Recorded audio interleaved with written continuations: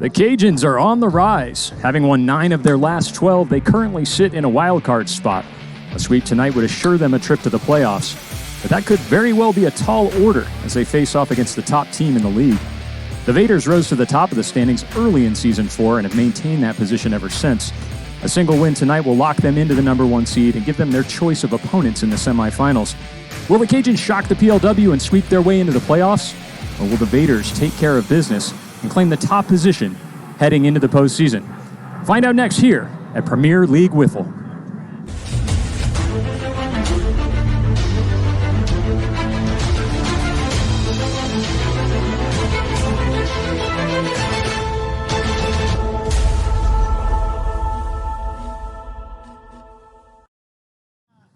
Good evening and welcome to Hideaway Field here in fabulous Las Vegas, Nevada. You are watching Premier League WIFFLE. Tonight's 3-game series set to get underway just minutes from now. The Cajuns are the away team wearing white and red. The Vaderz, the home team wearing purple. My name's Greg Kelly. I want to welcome into the booth my good friend and expert analyst, Trench Bacone. Trench, the Vaderz are assured a playoff spot. Just a single win tonight will give them the number 1 seed. The Cajuns are on a little less solid ground. The only way they can assure themselves a playoff spot tonight is a 3-game sweep. They need to win every game tonight. Otherwise, there's a lot of different scenarios that kind of fall out of their hands in order for them to make their way into the playoffs. Is that desperation going to provide enough energy for them to overtake the top team in the league? Yeah, I mean, if you have your wall against the back, against your backs, you gotta give everything you got. I'd be scared playing the Cajuns actually tonight. You're a locked-in team with the Vaderz. Of course, there are some teams like the Legends watching that are hoping for a Vaderz win because we don't hold a tiebreaker against the Cajuns. But they're locked in. It depends on how much of the gas pedal they have put down in the series. Trench, some shocking news out of the Vaderz camp. At the end of the series last week, Kyle Etter apparently walked off the field very upset, stating that he no longer wished to play for the team. Sent shocks through the PLW.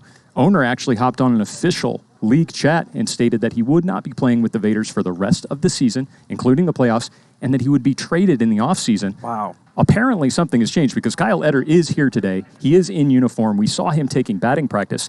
Obviously, whatever disagreements they have been resolved, but what kind of mood is there going to be in the clubhouse and the dugout for the Vaderz tonight? Well, let me tell you, when I was in the dugout of the Vaderz, Kyle Etter has his earpieces in. I haven't seen any of the players talk to Kyle Etter. I haven't seen Kyle Etter go up to anybody. I'm not exactly sure what happened in that Vaderz dugout that night. You know, there's times in the NBA, Scottie Pippen walked out one time on Jordan, and there was a big thing happening in their locker room. I wonder if there's something tonight that kind of messes up the mojo of the Vaderz because their head's not fully in the game. You know, that remains to be seen. Kyle Etter does lead the Vaderz in almost every offensive category, if not every offensive category. So we'll see if he just settles in there, gets things going for his team, and that can break a lot of tension right there if he's able to perform. On the other side, Trench, the Cajuns have won 9 of their last 12. During that time, Will Morris has been absolutely terrifying, batting .432 and OPS 1.705, blasting 9 home runs. How important is Will to this team? He's everything to this team. I talked to Andrew Ledet quite a bit, and that's his boy. He really wants to ride Will Morris. And remember, on one side you have Rookie of the Year candidate Kyle Etter, where their dugout is in complete shambles because of whatever happened last week in a possible trade after the season, which would be one of the biggest trades in PLW. He's a top 5 guy in almost every category that we have. And then on the other side, you have Will Morris, settled in with his boys. Cajun, very humble dude, not to say Kyle Etter isn't, but he just wants to play for the Cajuns, and that's it, and bring his team into the playoffs, and they know they have to sweep tonight. Yeah, Morris, a fantastic addition to the pitching rotation as well. I mean, he's such a beast at the plate. Sometimes we don't realize what a good pitcher he is. 2.62 ERA, 5th best in the league. I mean, to come in as a rookie, and we talk about it a lot, to be effective for one is very, very difficult. To be a top 5 guy in the league, dicing people up, some of the best hitters in PLW, man, that Rookie of the Year candidacy is looking better and better as the last series we have here. We'll see Will Morris on the mound surely at some point in this series. He'll probably start Game 2 or 3. The starting pitchers for Game 1 will be Andrew Ledet for the Cajuns, Billy Santiwan for the Vaderz. and use that information as you will. As you get your WIFFLE points in, right now the Cajuns are a 1.5 run dog, so Cajuns plus 1.5, Vaderz minus 1.5. Get your WIFFLE points in. Already a lot of money coming in on the Cajuns with that plus money trench. Yeah, I mean, listen, if you are a Cajuns fan, this is do or die. There is no, oh, I wonder if they're going to win. They have to win. And to have plus money on them right now, I'm going to take the Cajuns for sure. Let's take a look at the starting lineup for the Cajuns. They are the away team and will bat first. Andrew Ledet, the pitcher, will lead off, followed by Ryan Roosh playing left field. Will Morris, the big righty, will bat third. Cody Runnels in the cleanup spot will play shortstop. Nate Roosh, third base, batting fifth. Casey Nilsson featured in that graphic, the second baseman, and rounding out this six-man batting lineup. Substitutes include Cody Giordano and Devlin Daniel. I want to talk a little bit about Cody Runnels. Last time he was excited about a matchup, it was against his former team, the Lightning. He was swinging out of his shoes. Talked to him earlier today, and he said, I'm going to be more patient, more calm and collected. Watch out for Cody Runnels tonight. Here we go. Andrew Ledet leading off for the Cajuns. Billy Santillan on the hill. First pitch is a knuckleball, hits top bar, 53 miles per hour. He gets ahead of Ledet, 0-2. Yeah, getting ahead of Ledet is, 50-50 whether he's going to get on base or not. But we've said before, he's only not got on base one time this season, whether it was virtue of a hit or a walk. Incredible. And there it is. Big strikeout by Santillan. Santillan gets Ledet for the first out of the inning. That'll bring up Ryan Roosh in the two-hole. Coming into this series, Roosh batting .370 trench. Definitely on that ballot for most improved this year. He's got my vote for sure if I knew how to work Google Docs or whatever you got, but I would click that box. We'll talk a little bit about that later as Santillan hits top outside pipe 54 and gets ahead of Roosh. We're going to talk a little bit about the awards and how fans can vote. Roosh is going to foul that one down. It looks like it was not a foul ball. Alec Hutt's going to airmail it. A dribbler down to first base. Hutt picks it up, takes his time. Don't think he got the holes right. Sails it over the backstop. What do you mean he didn't get the holes right? He had all day to figure out how he wants to hold this ball. And it's the first play of the game. It's big. Or second play of the game. It's big. You have to make that throw to the backstop that's about, 24 feet wide, 10 feet tall? And Cody Giordano is instantly going to take advantage of that one. He's going to shoot one off the hand of Ethan Ibarra. A dirty single will dribble into the outfield. Roosh goes to third. Giordano aboard with a single. Listen, Giordano, he's got good numbers for the amount of games that he's played in. I don't know if he's being utilized correctly, but it's good to see him here in a very clutch situation as Cody Runnels goes. Tag up play, and he'll make it easily. Looks like Eder was not even aware that the tag up was in play. He was looking away after he caught that. And the Cajuns will jump out to a 1-0 lead off a sac fly. Yeah, I mean, you have to be aware of how many outs there are, but more importantly, this is what happens when the manager of your team is the pitcher on the mound. You got to be able to talk to your team and let them know the situation. Listen, Kyle Eder has a big cannon arm back there. If he was aware of that play, it might have been close. Yep. So Cody Giordano, who did bat in the three-hole, pretty sure he's just slotting in for a late Will Morris, as we saw in that graphic. Will Morris was slotted into that three-hole. Gotcha. We'll see if he comes in as a pinch hitter later in this game. A little bit of some talk between the umpires about a scoring change. He's just taking the bat in that spot. They just switched now. If you had done that and they caught it after, he would have. There was a little bit of confusion about the batting order. So what happened was Casey Nilsson was originally slated to bat sixth. He's here batting fifth. But because it's the first time around, they're just going to switch positions. So Nilsson will ground out for the third and final out of the inning. But the Cajuns strike first, 1-0, sac fly off the bat of Cody Runnels. Listen, Billy Santillan probably has the Cy Young in his hands, but the Tom Gannons, Maximuses, and those guys are right behind. A bad outing here in the last series. I wonder if that sways anybody's votes. Yeah, it probably will come right down to the wire. And there's somewhat of, what do we say, an opinion on the matter about how important pitching is to the Rookie of the Year. And it is an opinion award. You've got guys who clearly have the batting numbers, and you can just look at those statistics and say, well, this guy's batting the best. He should win the award. but there is a lot of consideration about how well you can do on the other side of the field. Are you a two-way player? Are you a three-way player? How many tools you have in your bag? I mean, I said it earlier, Will Morris isn't just coming in and kind of like eating up innings. He's a tier 1 pitcher now that starts, and that's a meaningful thing right there. There he is, Will Morris. It's a big man. Will Morris is arriving here at Hideaway Field. We're sure to see him slot into that batting lineup, either in the second or third inning when his spot comes around. Andrew Ledet on the bump for the Cajuns. You know, I had a conversation with him about a week ago. I sent him a message and talked to him on the phone, and I said, listen, nobody's coming over and subscribing and following to watch one of the best players in PLW walk out the last 3 games. He couldn't get out of the first inning. Next time he pitched after that conversation, he did real well. I think he got deep into the game. There's going to be more guys in the league who want the trench pep talk. Yeah, so that did pretty good. Let's check out that Vaderz lineup. Billy Santiwan, the pitcher, will lead off, followed by Ethan Ibarra playing shortstop. Kyle Etter go down to the 3-hole. Tanner Roundy in the cleanup spot. Gio Battistoni featured in that graphic will play second base and bat fifth. Alec Hutt rounds out the 6-man lineup and will play third base. Sasai Alarcon, Kenny Santiwan, Dave Cabrera, and Jason Walker on the bench. You know, if Kyle Etter does some damage offensively, I think that little feud that they have is going to be squashed real fast. Here's the first pitch from Ledet. It'll go underneath the strike zone for ball 1. Yeah, Santiwan's been putting up a little bit of power numbers the last 3 weeks. He did some damage against the Legends when we played them, and kind of surprising coming out of somebody that we've always deemed as just a singles hitter. Yeah, he is kind of a slap hitter, but as you said, he's been turning on the ball a lot more and pulling it a lot more than he did in season number 3. This is a comebacker straight to Ledet. He'll handle it easily and retire Santiwan for the first out. Listen, there's nothing more gratifying than getting up there and your first guy is an out. Feels really good to get that weight of the tension from the games off of you. So with one away, in steps Ethan Ibarra. Ibarra batting .365. He'll watch a slider in there, 52, heart of the pan, falls behind 0-2.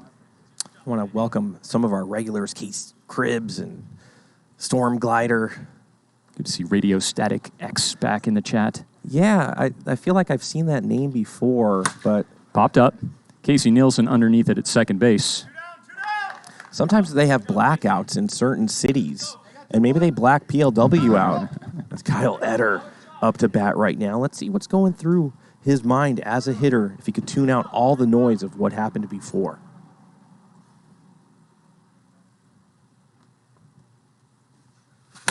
He's going to try to go opposite way.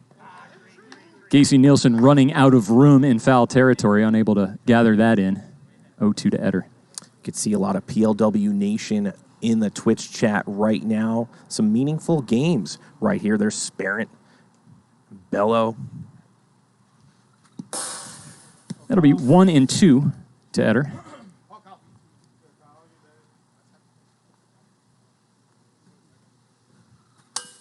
Tink 53 miles per hour. A backwards K will sit Etter down, and it's a 1-2-3 inning for Ledet and the Cajuns. Yeah, I don't care if you're Etter, if you're Tannick, if you're Garcia or Briner. A pitch like that, there's nothing that you could do with it. Maybe take a swing and try to get a foul tip, but it's just so nasty, so low.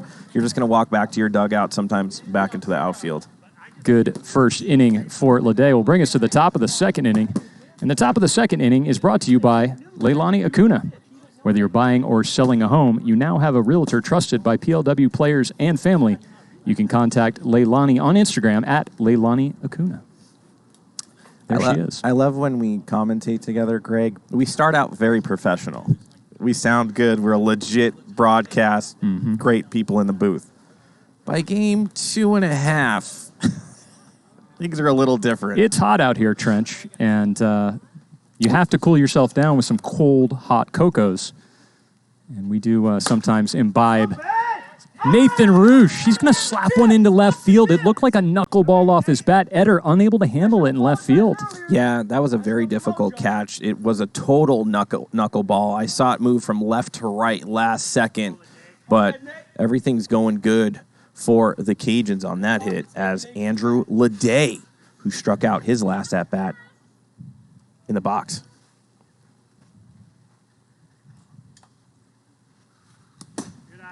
That one goes underneath the strike zone. Ball one. We do start with one strike here in PLW, so it's 1-1 to Ledet. He's going to pop this one up. Somebody needs to call it. Roundy way in from right field. Making the play right behind second base. He needed to turn on the Jets at the last second, Trench. Yeah, what do you think about that defense? That was probably all Ibarra, but the way it was hit, it kind of flared out to right first, and the backspin went right back to the shortstop. What an incredible play by Tanner. From right field to shortstop to grab that? Are you kidding me? Ryan Roosh up. Roosh, the beneficiary of an errant toss, put him on second base. He's going to shoot this one off the middle, off the hand of Santiwan, and caught in the air by Alec Hutt. Never seen that before. Usually it goes the other way. Instead, he deflected that to his first baseman for out number 2 as big man Will Morris coming in. This guy's going for, we got the 2 candidates basically for Rookie of the Year in this series. This will be Morris's first swing of the day, if he does indeed swing. Coming in late. Did not see him featured in batting practice. See how he does cold here. He does pretty well cold. His first swing of the day is a 2-run shot over the right field wall. And the Cajuns are ahead 3-0. I'm telling you, man, these Cajuns are a different team. They play, you know what they're doing? They're having fun. Yeah. And when you're having fun, it translates into performance. And you could see it all over these Cajuns as their chili peppers are heating up. As Cody Runnels now is going to be batting. Cody Runnels batted home a run in the top of the first via a sacrifice fly from an seemingly unaware Kyle Eder late on the play. Yeah, so far, love them both, but Will Morris 1, Eder -1. Uh-oh. Inside off the bicep of Cody Runnels. And Will Morris gets up to bat, hits a 2-run bomb. Eder with a drop and a strikeout. That's not a good way you want to start if you're trying to keep that, get into that number 1 seed. 2-2 to Runnels. Nasty knuckleball up high, gets Runnels to swing and miss. And that's it for the Cajuns in the top of the second, but not before a 2-run bomb by Will Morris extends the lead. That's got to feel good for Andrew Ledet being on the bump with a little bit of a lead. I'm curious to... Listen, Ledet, he's a baller and he could pitch, but I'm curious to how long he'll go. Say they have a 3-0 lead going into the 4th. Do you think you're going to see Ryan Roosh up on the mound? Likely. The good thing for Andrew Ledet is he's got a lot of different pitchers he can go to in those situations. Looking down at the innings pitched, we see a lot of guys that are in that relief role. Cody Runnels has pitched 28 innings. Devlin Daniel, who I don't see here tonight, has pitched 37 innings. Will Morris, 53, Ledet, 49. Ryan Roosh, the workhorse, 100 innings pitched for this team. Don't forget, you got Nate Roosh as well. He's a good thrower. He's kind of sneaky with his... He has a different approach totally, but he has a nasty 52, 53 mile an hour ball that reminds me of Jake Purdy. Yep. Looks like it's coming in hot, yeah. Dumps in at 52, 53. He'll get you very low in the strike zone, just kind of flings it in there Frisbee style. Tanner Roundy. Last year's Rookie of the Roll Year. over. Runnels parries it in front of him, picks up his own garbage, and throws it home for the first out. Yeah, it's always good when you can recycle your own garbage. Really good technique shown there by Runnels. Gets his palms together in front of him. Gets it. The momentum off. There's something I'm feeling out of the Vaderz dugout that the Cajuns, I'm not feeling it. There's no energy in the Vaderz camp right now. You could feel it. It's dead, and the Cajuns are real lively. Gio Battistoni will get way out in front of a finger change from Andrew Ledet. That's got to be his best pitch now. Oh, yeah. When he could feature that and get up in the count and then he throws a screwball, man, could have you swinging for the fences with nothing. He's going to gas it up into the turf, 66, 1-2 to Battistoni. It's in Bob's way. Evan Shield in the chat. Some regulars. Battistoni's going to try to go through the middle, but Runnels really making good plays out there. Oh, man. Watch out for these Cajuns. You know what? Runnels just saw Top Gun 2, and I think he's feeling it. Look, he's even going over the top, Stallone style. Yeah, has he got the mustache going? Maybe just the beginnings. I love what's going on. Alec Hutt will step in and look at the first pitch into the strike zone, but it's hot. 58 miles per hour for ball one. Yeah, if you have the Cajuns plus 1.5 right now, and they're jazzing with that chili pepper sauce, man, you're looking really good.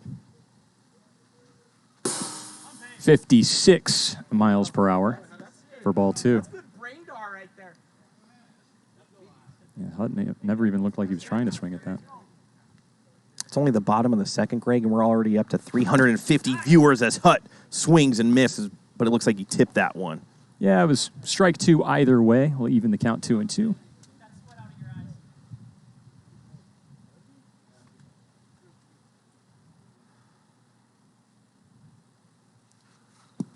You want to know Screwball something down in funny, the dirt. GK? We'll fill the count. I thought it was more windy than it is, but you have a fan right here. I was like, man, it's really blowing around. It was very calm during batting practice. Wind kicked up right before broadcast as Andrew Ledet will freeze Alec Hutt, 52, outside part of the pan. And another 1-2-3 inning for the Cajuns. Ledet knows it. He doesn't smile all that much, but he is feeling it. Love to see that come out of Andrew Ledet, especially when you've got 3 runs already on Billy Santiwan and you're only going in the top of the third. 3-0.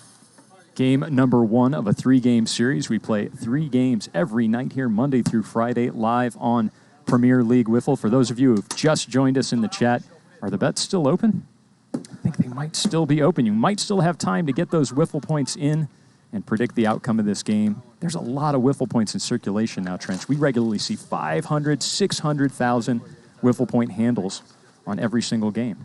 And there's Chris Coleman, plays for the Legends. Got a poll up in the chat. What is it? What do you think the result's going to be tonight? A Cajun sweep, a Vaderz sweep, or a Cajuns or Vaderz win? Casey Nielsen's going to put this one up into the wind. Kyle Etter underneath it easily in left field. Not sure which way the wind's coming, but it might have pushed that ball a little bit back into Hideaway Field. Nathan Roosh up to bat right now, and he's a sneaky hitter. He has a lot of power. For all you firefighters out there, I think Nathan Roosh is a captain. Is that right? Does that mean he drives the truck? He definitely pulls the little string that does the horn. Comebacker to Santiwan. It's like he went after Nathan Roosh. I think I saw that too. No, that was intentional. He gave him a little side eye, but then a smile there. So that's good as Andrew Ledet up to bat again.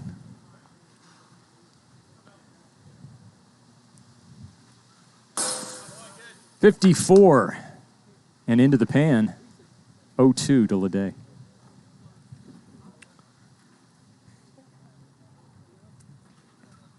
Inside, 1-2. Dobbins, the heartbreaker, is in the chat right now. What a good end of a game he had. Just misses inside there, 2-2.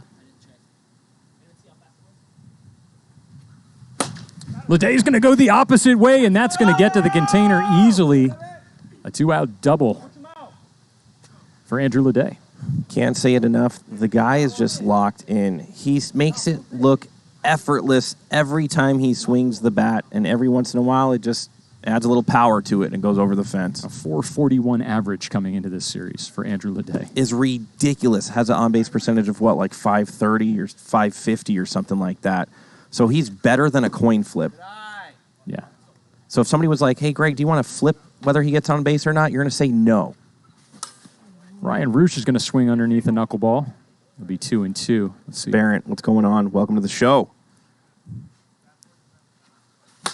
Inside. Roosh will foul it down the third baseline.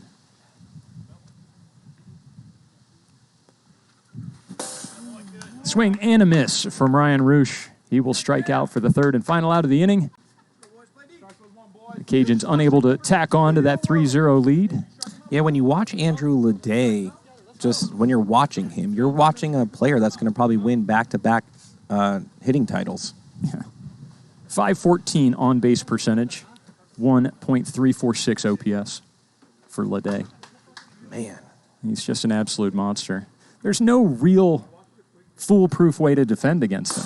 He'll just survey what the defense is doing, and I'll hit it where you're not. And remember, there was that one stretch of a series. He struck out 7 out of 8 at-bats. That's right. So that's in that stat. That's right. You know what I'm saying? Imagine if he was just kind of half a Ledet series, how much better those numbers would be. Yeah, he is a human being, and he will have, slumps and streaks just like anybody else. But his slumps are going to be short-lived usually. And during that streak, he still got on base. Yeah. I think he had one game where he didn't get on base. As Billy Santiago goes the opposite way, and that one just hangs up. Some backspin into the Garden of Serenity. A solo shot gets the Vaderz on the board. Yeah, Billy Santiago goes Oppo, Boppo, Taco on Tuesday night. And there's some of that power you alluded to, Trench, getting into his swing, putting that one over the top of the Garden of Serenity. Bring up Ethan Ibarra, and finally some chatter out of the Vaderz dugout. Oppo Taco Tuesdays? Tink outside pipe 54 gets ahead of Ibarra, 0-2. It's a good pitch selection by Ledet, making sure Ibarra couldn't get a swing on that. You do not want to erupt the Vaderz dugout right now. And I think they need Sasai to get a little rowdy over there and charge his team up.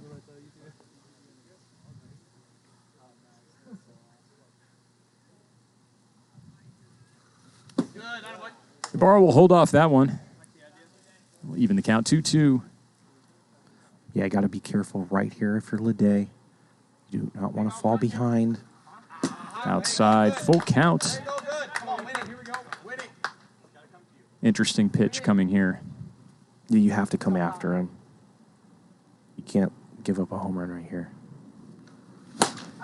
Instead, it'll be a shot right up the middle. No chance for Morris or Roosh. Easy double for Ethan Ibarra. Yeah, Ledet kind of just threw a little over, get me over slide piece right there. Ibarra, too good of a hitter, takes advantage. Now you have runner in scoring position with the dangerous Kyle Etter up to bat. Nobody out. Runner on second. We'll watch ball one outside.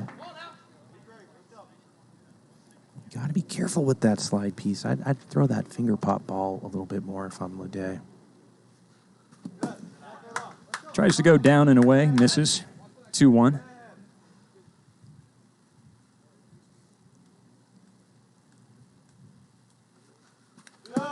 Tries to come inside, but misses short. 3-1 to Etter. Even more is if he walks him here or gives up a runner a hit, he might go right to Roosh. That is center field and gone. A 2-run blast by Kyle Etter. And this game is tied.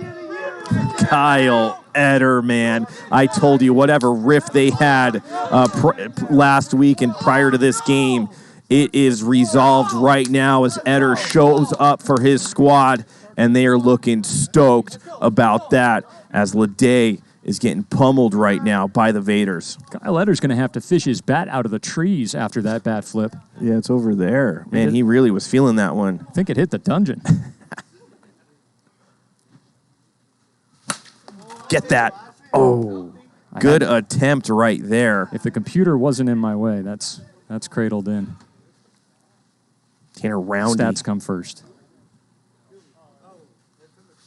Roundy's going to roll over to third base, and Roosh. No. Me and you both play third base, GK, and he has to have that. Yeah, it seemed like you couldn't really decide whether he was going to go down or just bend down, and he kind of did something in between. And, that ball has to be fielded. We'll score that in error. E6, E5, rather. Yeah, if you want the best performance, you make sure that person goes down, and that's exactly what Nathan had to do right there. Here's Gio. That's right in his wheelhouse. Got lucky that he didn't turn on that. Throw a pitch there. That's where he likes it. Turns on it inside, but laces it foul. I mean, he loves grabbing his little turf wedge and trying to reach for it inside and low. It's going to go high, but hot. 60 miles per hour. No outs here in the bottom of the thirds. The Cajuns playing for their playoff lives.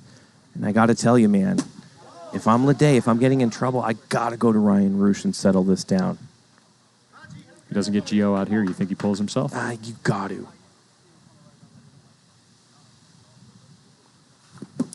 Get Gio to swing and miss. And he will strike out for the first out of the inning. Real bad swing by Gio right there. That is nothing that he normally swings at. As Hutt up to bat right now. As we're approaching 400 viewers. And after this inning, Greg, we'll reach out to TikTok and get them over here too. Yeah, TikTok viewers, you're listening to us and you're wondering why certain things are the way they are. You're asking questions in the TikTok chat. Just come on over here to Twitch. We have an entire community watching a full production here. Can answer all your questions. 1-2 count. In there, 55 miles per hour. Maybe it wasn't a 1-2 count. Must have been a 2-1 count. It's 2-2 now.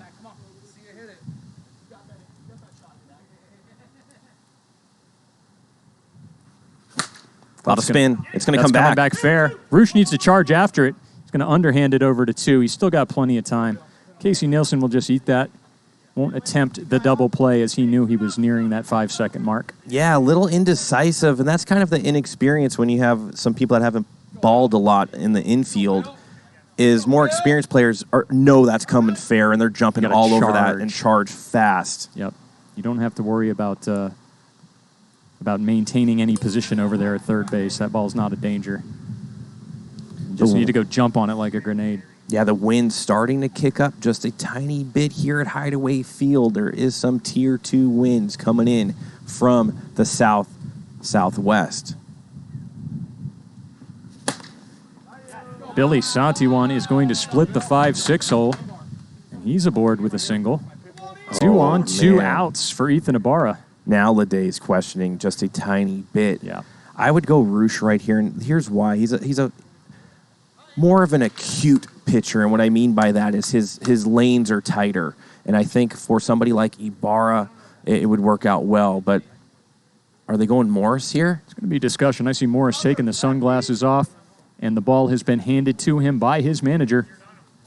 Kirby Bucket would love to go out there right now. If I was Jim Dodos and I was manning Kirby Bucket, I would pick up that controller and I would drive Kirby out to the mound. And there he goes. Listen, Dodos just got his KDL license. A little nervous, a little tentative on that joystick, but it looks like he's all over Will Morris right now. This is actually a good pitching change, righty versus righty. Yeah. And look at Kirby. Look at that $500. You know how many wiffle ball points that must be? Kirby has no arms, and as such, he's unable to make any nuanced bets. So Kirby's pretty much an all-in or fold kind of player. I like that. And worked out for him that night as he visited the World Series of Poker here in town in Las Vegas. Let me ask you a question. When, do you check, bet, raise? Do you think maybe the LED lights, 1 for check, 2 for call, 3 for raise? Yeah, we usually try to turn off those lights because it's kind of a tell. That and his little front wheels wiggling, he gets a little excited when he gets a good hand. Okay. You have to remind him to just keep that under So control. you just use them to shovel all those chips that you're about to cash out. Use them in that regard? Pretty much. I like that. That means you're having a good day. If you need Kirby Bucket to go to the cage, you're having a good day. Kirby, of course, went to the World Series of Poker after a poll in the chat. Our viewers had a couple of choices. Could he visit the Bellagio Fountains, the Las Vegas sign, the Cosmo, or the World Series? Viewers voted him for him to go to the WSOP. Here we go. We get another poll later on this week about what he's going to do this weekend. 2 runners on, Ibarra up, going against rookie Will Morris. And this is a big, big spot for the rookie. I mean, their playoff lives are on the line. Only 8 pitches of warm-up for Morris. And that is going to get hammered. Is it gonna go? It is not coming back fair. That is a foul ball. That's the way the wind is blowing as well, Trench. Ooh, long foul ball right there. It's going to be a 1-2 count. 2 on, 2 out. 1-2 to Ibarra. Inside again. Ibarra turns on it. Hammers it foul again. Listen, Morris used to be a pitcher. And Ibarra, ball. These are both ball players, and I feel like Will Morris is really pitching to him right now. I like it. Comes inside, hits Ibarra on the hip. Right, that's his third straight pitch going inside, trying to work him. He's probably trying to set him up with something low and outside. Wipeout slider. Looks like it hung up on his finger there. Definitely didn't come out of his hand the way he intended. Full count. A walk right here, not the worst thing. Swing and a miss. Ibarra strikes out. The Vaderz will strand 2, and Morris gets the job done. Wow, Will the Thrill Morris in a tight spot gets called upon by his skipper, Andrew Ledet, and he just grabs that ball and makes work of Ethan Ibarra. And we kind of talked about it. He was pitching him right there, just like if he was, on a baseball diamond. 3 inside pitches, set him up for what he needed to do, and gets Ibarra swinging low and outside, exactly what we thought he was going to do. That's pitching knowledge right there. Will Morris coming up very big for the Cajuns. As I've said a few times, he didn't get any BP today. He certainly didn't get any bullpen time today. But does he need batting practice? Everybody needs BP, but they do. Even the best have coaches and practice, right? 100%. The best usually practice the most. Billy Santiwan will return to the mound for the Vaderz here in the top of the 4th. 3-3, Morris. Beaver Inspector hanging in the Twitch chat right now. Love seeing that as the ball goes outside. Saw Beaver over there on TikTok in the TikTok chat yesterday recruiting new viewers for us. That's double fisting. Yeah, that's a man of integrity, of discipline, of respect of the league, of love of the league. Imagine if everybody did that. 3-1 to Morris here. Climb over 400 viewers already. Inside, ball 4. Morris takes a walk to first base. First walk charged against Billy Santiwan.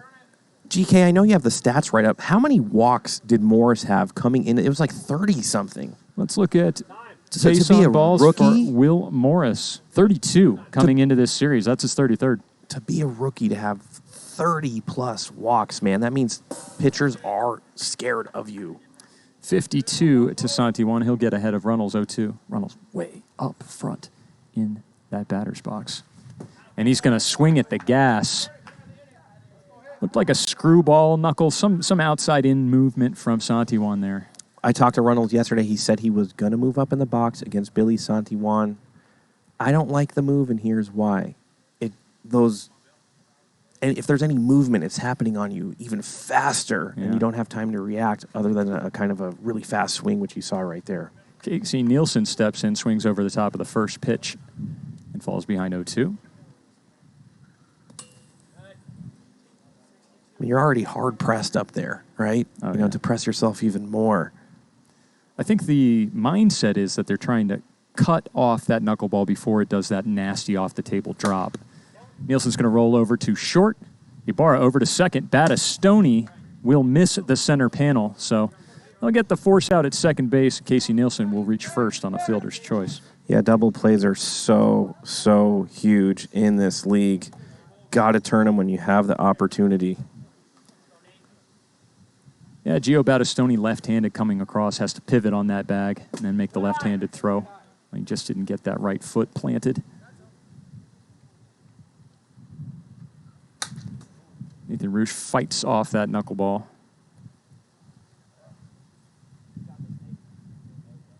Top 4, 3-3. Santiwan. 56. Woo. 2-2. Look at Billy's leg from that injury he had last week. I mean, to me, it looks like he has a case of gangrene. Popped up, Ibarra underneath it. He'll cradle it in for the third and final out.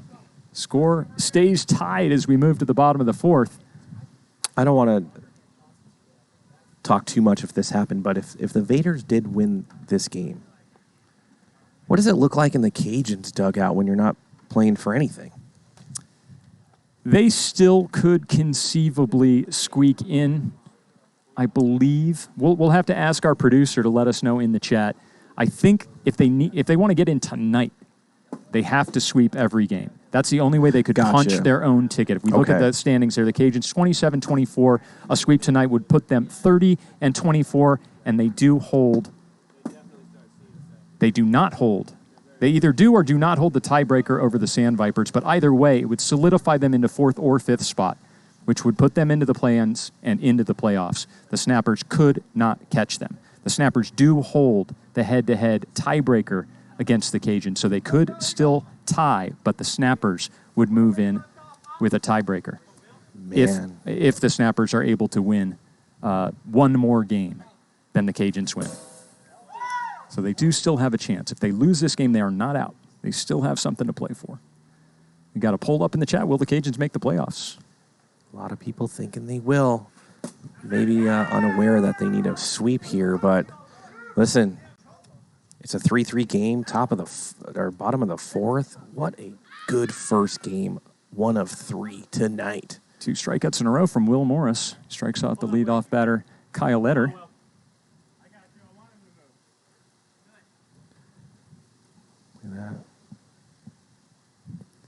There we go. We've got walk rate. We've got our producer letting us know the walk rate with 150 plate appearances this season. Will Morris with a 16% walk rate. That's incredible. 4th in the league. Look at Dobbins and Goot. They both play for the same team, so that means, there's some guys on base for the ones right there. Yeah, our chat can't see it, but Goot has a 17% walk rate as Tanner Roundy pops it back to Morris for the second out. Adrian Gutierrez of the Ones has a 17%. Kyle Lohman of the Night Owls has a 16.5% walk rate, 2nd in the league. Scottez Dobbins of the One, 16.13% for 3rd, and Morris, 4th in the league in walks at 16%. Looks like the poll overwhelmingly saying that the Cajuns will make the playoffs. A lot of what happens tonight will decide that. Listen, if Billy Santiwan goes 6 in a loss, watch out for those Cajuns punching their own ticket.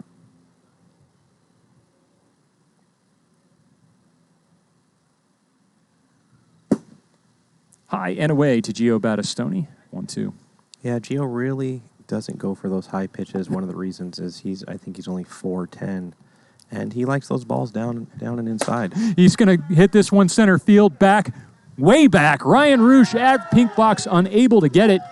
A solo shot for Gio Battistoni will give the Vaderz the lead. Yeah, maybe should have stuck with that high ball, but instead Gio goes fishing for it and just launches one over right center.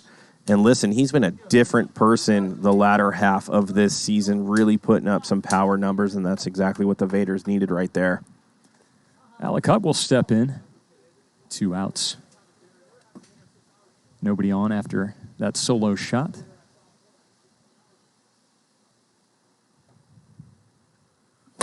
Oh, and he's going to absolutely lace this one, but it's going to hit a tree in foul territory. One long strike there for Alicut. Yeah, be careful pitching him chest high. He's going to swing at the inside pitch, and he's going to go down in a heap. Is he okay? He kind of did like a little tornado spin right there. He's holding his hamstring, but he's got a smile on his face. I don't believe he's hurt. Just maybe a little hurt in the pride department. Yeah, that's pride. You feel that? Oh, that's man. Pride. Oh, there. Poor. No. Oh, no. Anytime you get that meme after something you've done on the field, it's usually not in a flattering way. But the Vaderz do take the lead. A solo shot by Gio Battistoni has put their team ahead.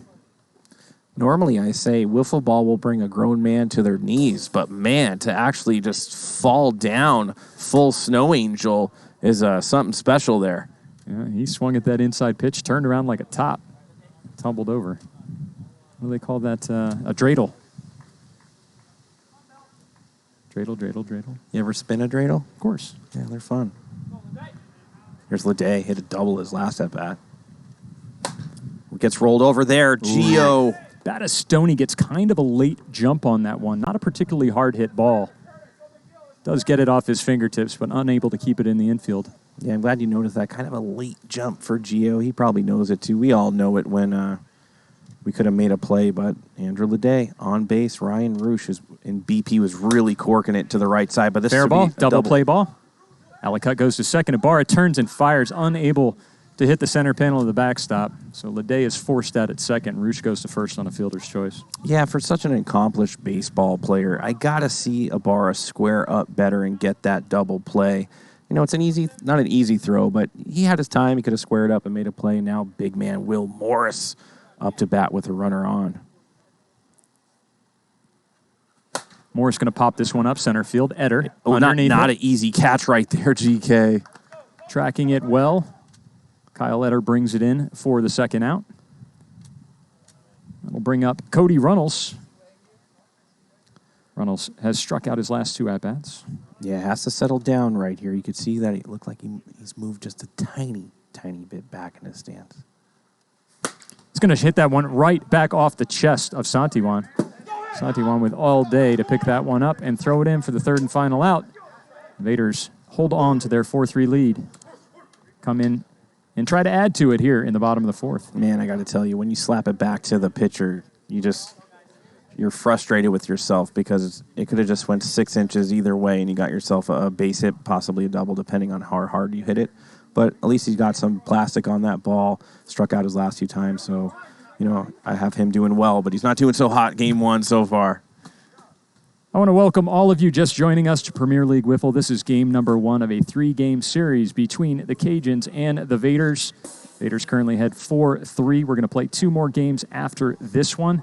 We play 3 games a night, every night, Monday through Friday. This is the final week of the year of the regular season. How many weeks have we played? 18. Week 18 of PLW. We'll go right into playoffs. And you can vote on our end of the year awards. Just type in !awards into the Twitch chat, and you can vote on Player of the Year, Rookie of the Year. So it's MVP, Rookie of the Year. You can vote on Gold Gloves. Cy Young. Just take a look at that graphic right there. Cy Young is Pitcher of the Year, Manager of the Year. All of the votes that come in from our viewers will be consolidated and averaged into a single vote in each of these categories, and they will count. That vote will count alongside the managers and executives of the league to decide who gets those awards. What do you think about Nathan Roosh on the bump now for the Cajuns? I like it. It's a different look entirely.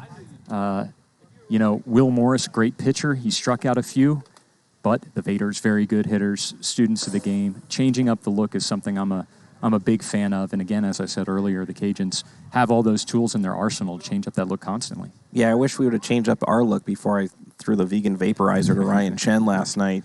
That does happen from time to time. Oh, my God. That was the furthest ball I've ever seen hit, GK. Only 10 teams in this league, and we've been playing 4 seasons. A lot of guys have seen a lot of guys a lot of times. Put that on a T-shirt. Billy Santiwan up to bat against Ryan Roosh, or Nathan Roosh. There's Nathan Roosh and Ryan Roosh, and there's Billy Santiwan. Kenny Santi, and too. Kenny Santi, too. Brother versus brother. Billy will swing and foul that one down into the turf. Like a Dobbins saying that ball's still going. Yeah, he hit that one a long way. 1-2 to Billy. 2-2 to Billy. Andrew Ledet really trusting in Nathan Roosh right now. I love seeing that. One of his better pitches is when he gets down real low, just like that, kind of frisbees it in there. Yeah. A lot of people saying Chris Coleman for Gold Glove. Oh. That's not nice. Outside, full count to Santiwan. Do not want to get behind on these hitters, some of the best in the league. This could be trouble. Inside goes with the frisbee pitch and misses. First batter is the first walk. And the Vaderz are chanting, "We want Ryan." They want the other brother up there of the lefty Roosh variety. That'll bring up Ibarra, nobody out. Runner on first. Yeah, nice single in the gap. Last at bat. Instead goes down 0-2 right here by a good pitch out of Nathan.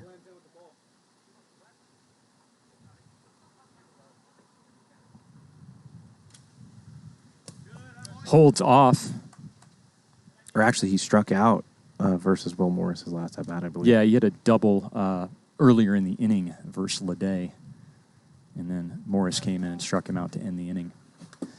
And Ibarra will swing and miss at that inside pitch from Nathan Roosh and strike out. Yeah, and you could tell these are baseball players sometimes swinging at things in the 60s. You got to lay off that and wait for something more in your zone as Kyle Etter up to bat.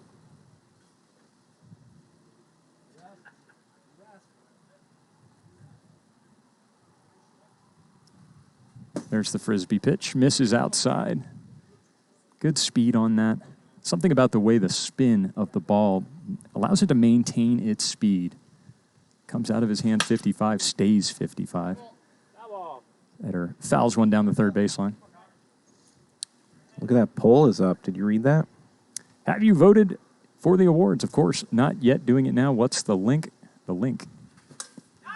Etter will swing underneath that one and strike out Nathan Roosh. It's 2 strikeouts in a row after that walk. The link, type !awards into the Twitch chat. Streamlabs will put up a link to a Google Doc. Make sure you follow the instructions there. If you fill out that form incorrectly, your vote won't count. You can vote for as many gold gloves as you want. There's no limit to how many people you can vote for to get a gold glove, but the top 6 will get the vote. Tink, bottom pipe, 54 miles per hour. 1-2 to Roundy. Yeah, he has that pitch. It just hovers right around 8-10 inches off the ground and never rises or dips below. There's not much you could do. Goes over the top, gets Roundy to reach up and miss. After that base on balls, Nathan Roosh strikes out the next 3 in a row to retire the Vaderz. Listen, it's the top of the 6th inning, Greg, and if the Cajuns don't score at least 1 run right here, the Vaderz will win and basically decimate the hopes of the Cajuns getting into the playoffs. So he's Andrew Ledet and the rest of the guys really need to charge their team up. This is for all the marbles right here. Yeah, due up for the Cajuns will be the bottom of the order. Casey Nielsen, Nathan Roosh, and then Andrew Ledet will come up, the leadoff hitter batting third. Wow. You're going to see Ledet, the best hitter in PLW, have a shot to do something against Billy Santiwan. And this is so huge because a win from Billy, things are looking good. Cajuns are probably out. But a loss right here from Billy, man, 6 innings pitched and an L could spell disaster. And some onlookers filing into Hideaway Field and climbing up on top of the container. Some of the players' wives and girlfriends showing up to root their men on. 55 and in there will sit Nielsen down looking. 1 out for Nathan Roosh. Big matchup right here, pitcher versus pitcher. I mean, if this is the Billy we know and love and have seen all year, there's no way he's going to let the Cajuns score right here. That knuckleball moved about 3 different ways. Nathan Roosh got a bat on it.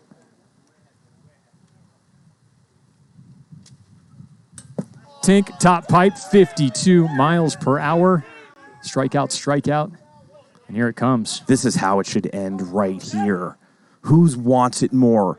Billy Santiwan, probably you're looking at the Cy Young Award winner, versus Andrew Ledet, who's going to take the batting title this year. Going at it right now, 2 outs, top of the 6th. What a great Holds off there. Man. Somehow doesn't swing at that. Ball 1. Doesn't swing at ball 2. Yeah, and Andrew Ledet knows that he has some guys behind him that could also hit. Swung on, fouled back into the strike zone, 2-2. Do the Cajuns at least tie it? Most of the chat thinks Billy is going to win this battle. Inside, full count. He's so good, Ledet has such a great eye. One of the few guys in the league that has more walks than strikeouts. Swings and gets a piece of it. It did go back into the pan. I believe if it did, he could only do that one more time. He's going to shoot it through the legs of Battistoni. Oh, my God. Ledet sends a dart between the legs of Gio. You got to get down for that one. And now Ryan Roosh is up to bat. And listen, this guy has the capability of doing it. He's going to hit a comebacker. Billy's just going to swat it down and throw it into the backstop. Let's out and let's go as the Vaderz take game number 1. And the Cajuns are looking down in the mouth. You know that movie, Indiana Jones and the Temple of Doom? Or maybe it was a Lost Ark.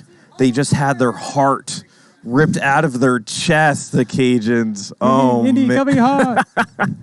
Temple of Doom. It's Temple of Doom. Short round. Ibarra's going game 2, I heard. But yeah, the Vaderz do take care of business. But Billy Santi won. I think that's his 14th win of the year.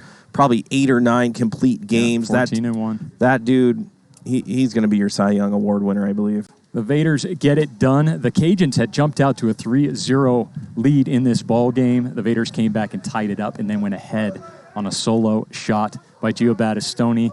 And that is your final score. It will hold. The Vaderz take game number 1. Game number 2 is straight ahead.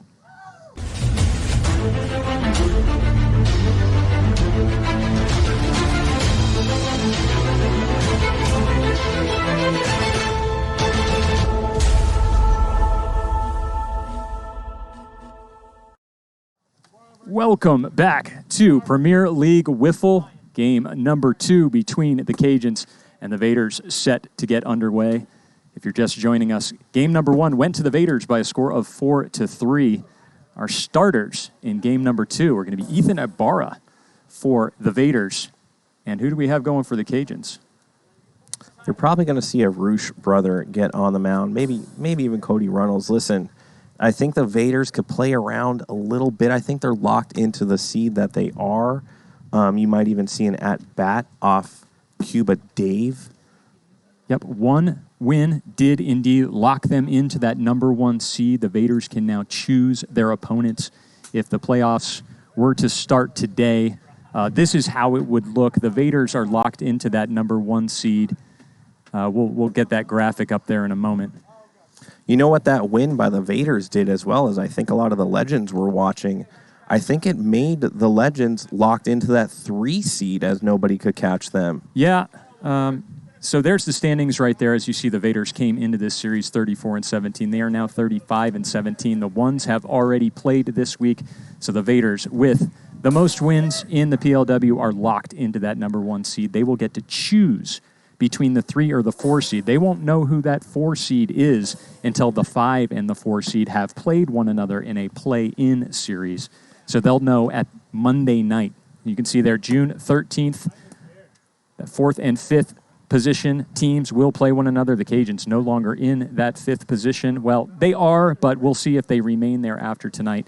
On the other side of things in the relegation, 7th will play 8th. The loser of that game will play 9th. The loser of that game will get relegated. Whoever's in 10th place at the end of the season gets automatically relegated. Those are the teams on the screen if the season ended today. A lot of pressure down there with the guys that have records not so hot. That relegation feeling, I've never had it, and I hope I never do, but it's got to be, it's got to take its toll towards the end of the year. Nobody wants to get relegated. It means an entire season off should they get bounced out in the Challengers tournament, which will happen before the start of Season 5. We had teams nearly bounced out of PLW. The Night Owls looked like they were about to lose their spot in the league. A heroic shot by A.J. Petrosky kept them in the league, and I can tell you they were nervous. He was 0 for 12 that day and looking horrible, and then he just got a hold of one, went out. Real quick, GK, with the Legends in the 3 spot, do they play the number 2? Is it 2 and 3 go? Yes, 2. No, whoever the Vaderz don't choose will play the number 3 team. Gotcha. Or, yes. No. The Vaderz get to choose between 3 and 4. Gotcha. So the Vaderz could choose to play the Legends. If they do not, if they choose to play the 4 seed, then the Legends will play the 2 seed, which will be the ones. There's no easy way around winning a chip this year. Like, you can say who you want to go against and who you think you're going to do better against, but whoever you choose. I can tell you the prevailing sentiment around the league regarding the choice was that the players would rather not have to choose. They're a little bit worried that when they choose to play a squad, that it's going to fire up that squad. Yeah. Oh, you choose to play us? Well, we're Yeah. going to show you. And that's something, they don't want to give any emotional ammunition to their opponent before the series. Maybe that's something we could defer to the fans at home later. And there has been some talk about possibly doing away with the one-seat choice in seasons to come. Mr. Carl Spackler just subscribe with Amazon Prime. And if you have Amazon Prime, you get a free subscription with Twitch. You could have it every single month. You could eliminate those ads. You get 20% more viewership points while watching. It means a lot when you subscribe. Thank you so much. That hits bottom bar, but it's 57 miles per hour for ball 2. 2-1 to Ledet. Don't forget to get your wiffle points in there. Who's the starter for the Cajuns?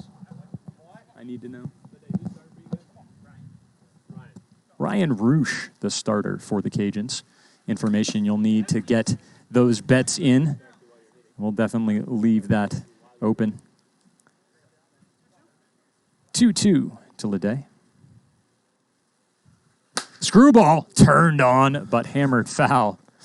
Sheesh. I know there's a lot of guys in this league who actually like the screwball. Ledet, one of them. Ledet with 11% strikeout rate. That's insanely good. That's so good. The league average is in the low to mid-20s. I believe it's in the mid-20s. As Ledet is going to go right up the middle. He's going to add to his 4.41 average coming into this series. Is his bat just bigger? Is he playing with a blue bat? Man. It's a calm, composed approach in the batter's box. Ledet has said many times that he's not out there trying to hit home runs. When it happens, it's just sort of a reaction thing. It's usually when somebody throws him a pitch that he can turn on. But his approach is out there just looking for holes. Yeah, every time he does hit the ball, it's square contact. His timing is just so good. Mind you, he's been playing wiffle ball a very long time. A lot of the guys in PLW have recently come in as 49 Tinks inside pipe. A lot of guys have recently switched over to wiffle ball from either softball or baseball, and they're still kind of learning. Ledet has got a long wiffle ball pedigree. He's been at it for nearly 20 years. As Will Morris is going to pop this one up. Gio Battistoni underneath it at second base, easy out. Yeah, it doesn't go between his legs that time. That time he got the out. One out for Ryan Roosh. Man on first.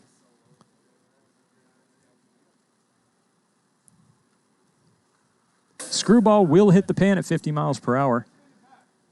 Not a whole lot of bite on that screwball, but just enough to make Roosh lay off.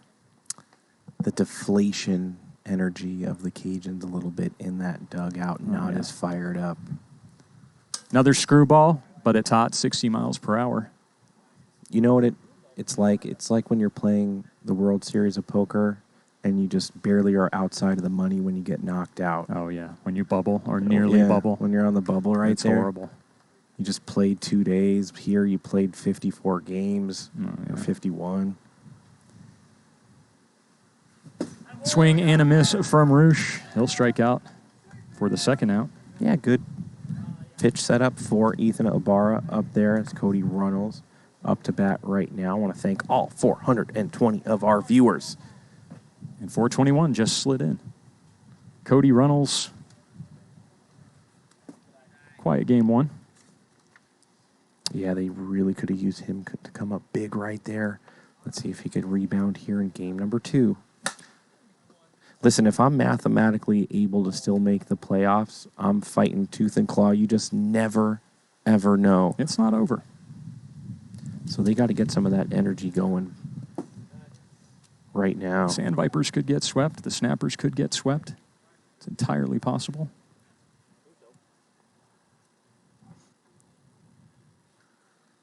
Remember Taylor Outside. Briner? He guaranteed a sweep right here on the broadcast last week. Did he? He said, we are definitely going to sweep. And that's the kind of manager that I want on my team. No back down. Comebacker. Barra gathers it in, takes his time, throws it in the backstop for the third and final out of the inning. The Cajuns will strand one, and the score remains tied at 0 as we move to the bottom of the first. Yeah, so like last game, turn of events, right? Eder drops a ball, strike out his first at bat, and then Morris comes in, gives up a home run. Eder hits a 2-run shot. The total reversal of fortunes for those two rookies going toe to toe to try to get that Rookie of the Year, and they're both showing out to try to claim that award. Yeah. I did say that I agreed with putting Nathan Roosh in there. They probably are now wondering if it was the right choice. But hindsight, always 20/20. Can't go back. Can only look forward and try to win these next 2 games. If it was me, GK, I'd go Ryan Roosh. I feel like he's a little bit more of swing and miss type of pitcher. He could strike out the side and the bat never even touches the ball. So I'm going to go with a pitcher that I think has the best least contact. Yeah. I know the Vaderz were actually calling out that they wanted Ryan. Perhaps they've had some good history against Ryan, but I think it's mostly just former teammate. Roosh, of course, coming over to the Cajuns from the Vaderz. And listen, Nathan Roosh, he's a monster on the bump, but I just feel as far as contact pitching, I think Ryan's the guy. Ryan Roosh is the starter here in game number 2 for the Cajuns. If you haven't done so already, get your wiffle points in. Look at this koozie. 408,000. There's your PLW hot cocoa. When it's 104 degrees, we like to cool down with some hot cocoa here in the PLW. I tell you, warms it up. There's hot cocoa down in the dungeon as well. Dungeon cocoa. He cheersed us, GK. Outstanding. That's some old I'm gonna tap mass stuff I'm gonna right tap there. my foot on the ceiling. That's me saying cheers to Tom down, sitting directly below me. And he cheers me back. Cody Runnels makes a good stop. Watch for the airmail. Good throw. Throws a laser beam. Plenty of time to spare. 4.04 seconds for out number 1. Stealth Stalker. That's my favorite emoji. Yeah, the GK looking on emoji. You're always there. He's not quite mad. He's not quite happy. He's just looking on intently.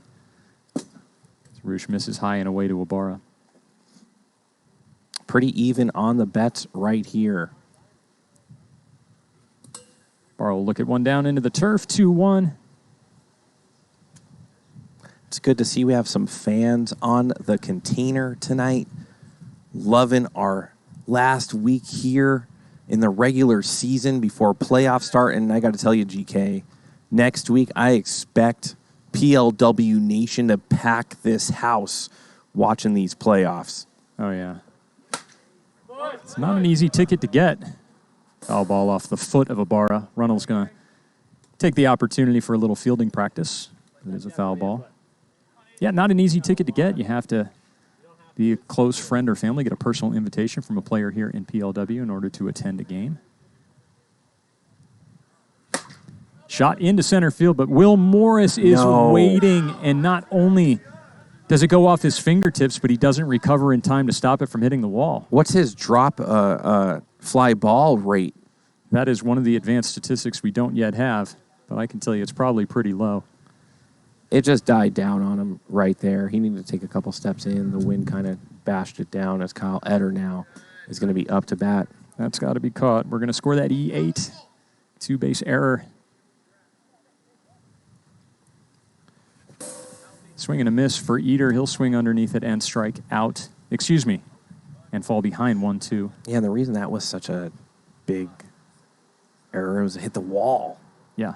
After it went through his fingertips, he just froze. He didn't jump off to the side and try to stop it. Probably had a second to do so.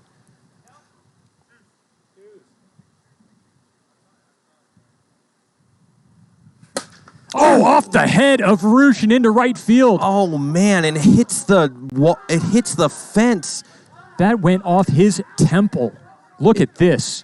Oh my goodness, off the headband.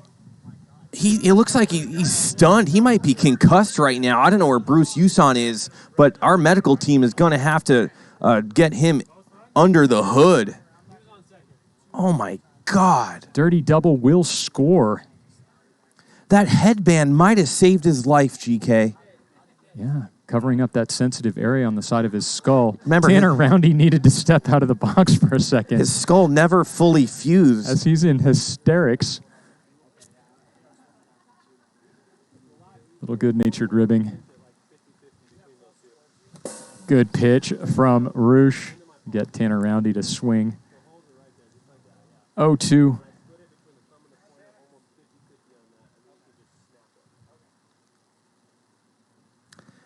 Inside, up the middle. Past the outstretched hands of Cody Runnels. A clean double to the back wall will score Eder, and it's 2-0 Vaderz. Maybe that is the reason why they didn't bring in Ryan Roosh there in the 6, as they are starting to see him real well. All this because of a Wiffle God wake up, because Will Morris drops one at right center field. No fun. Gio Battistoni will swing and miss at the first pitch. Just one out. Runner in scoring position. Do we call this the headband game? And should that piece of should that go to the merch store? We'll see if Roosh will. Oh, and Cody Runnels is going to knock it down. He's going to have to turn and make a play. It's a long way from way behind the second base position, and with wind in his face, Runnels unable to make the throw. Yeah, you could see with the wind, it just beat it down before it could ever get to the backstop. And now there's runners on the corners, one out. They really need to roll this over in turn 2.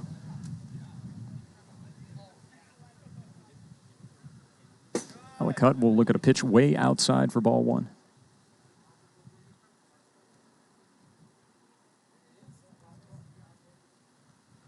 Slider comes back in. Hutt checks his swing. Ball 2.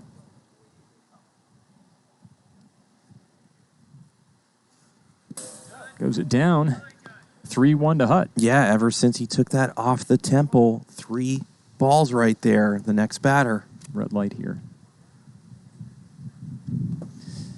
Light is red. Hutt will take a walk to first. The bases are loaded here. No movement from the dugout of the Cajuns. Roosh will stay up as Kenny Santiwan appears to have entered here, batting 7th.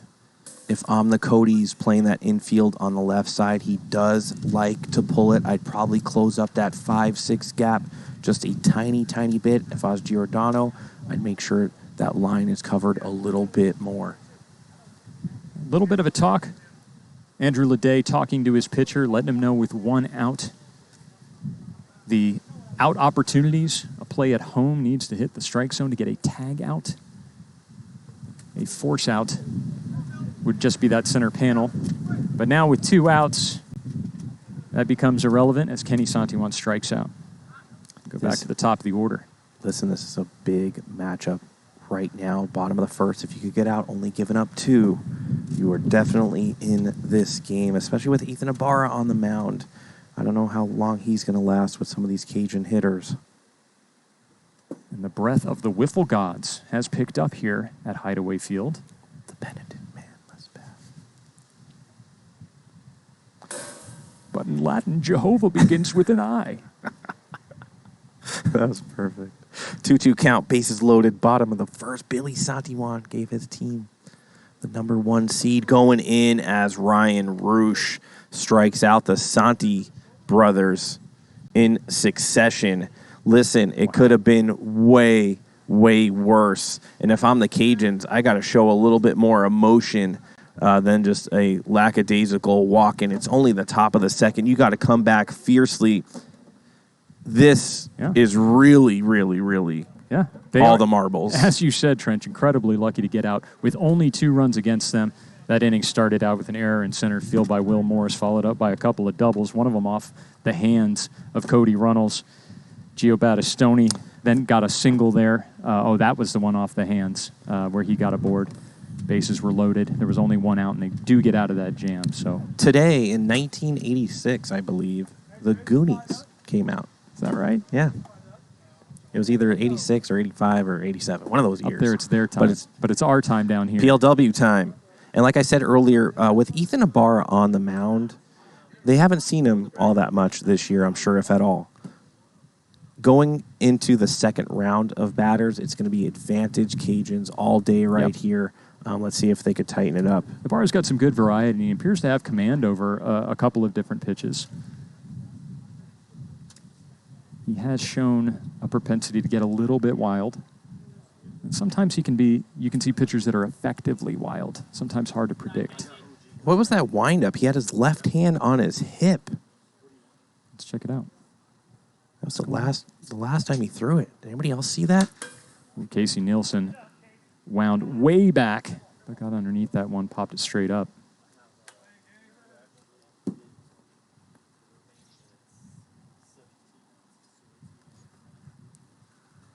Screwball that doesn't quite screw.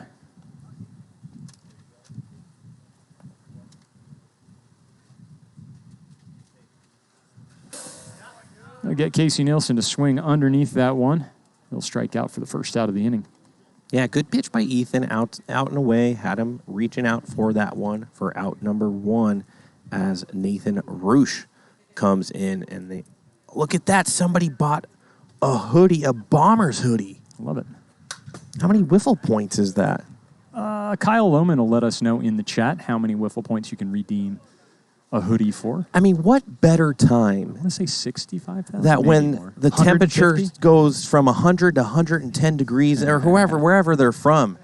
I always love purchasing hoodies in the beginning of summer. Well, here in Las Vegas, you bring a hoodie with you wherever you go, even in the dead of summer, because while it might be 110 outside, it's going to be somewhere around like 68 inside, usually frigid inside the buildings as they need to maintain a nice cool temperature delta. Billy Santiwan will pick up and field that rolled over ball from Nathan Roosh and deliver it to the backstop for the second out. Let's see if some energy could build right here behind the bat of Andrew Ledet. And like I said just a moment ago, this is literally for all the marbles. You lose this and you're a done deal. Popped up. Pitcher will call that one. Ethan Ibarra gathers it in for the third and final out. And the score remains 2-0 as we move to the bottom of the second. I'm a little nervous if I'm the Cajuns right there. Ibarra getting Ledet to pop out to himself right there. I don't know, GK. I'm feeling like the Vaderz are they're looking for a broomstick right here and really announcing themselves as PLW Nation's best. Well, there was some question as to whether or not the Vaderz would come out with their full effort, having already locked up a spot. That remains to be seen. They're still ballers. They're still gamers. They still want to get out here and play their best. As we look out into left field and see some onlookers on top of the container. You know who can't get a good look at those onlookers out on the container? TikTok. The people watching on TikTok, they're watching on a cell phone. Yeah, we've got a little lens there so you can kind of get a wide angle, but you can't get close-ups. You can't get instant replays. You can't get expert commentary. You can't see the graphs and graphics we've put together for our Twitch.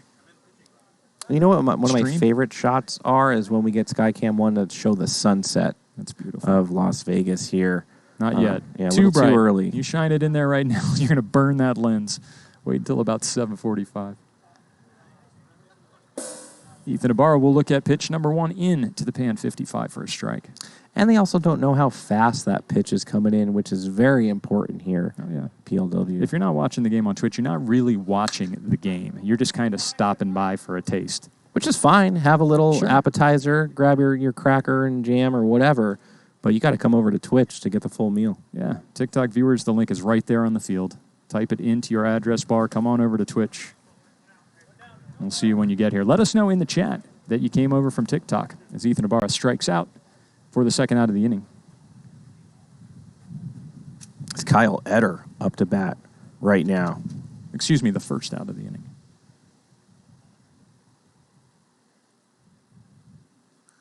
Screwball will tink, but it's way hot. 64 miles per hour for a ball.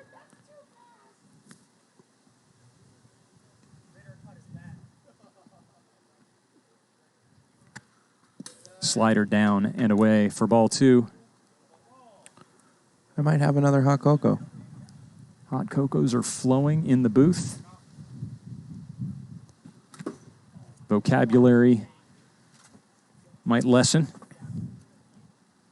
The words might become shorter. The 1980s movie references might increase as Kyle Etter swings and misses. Full count.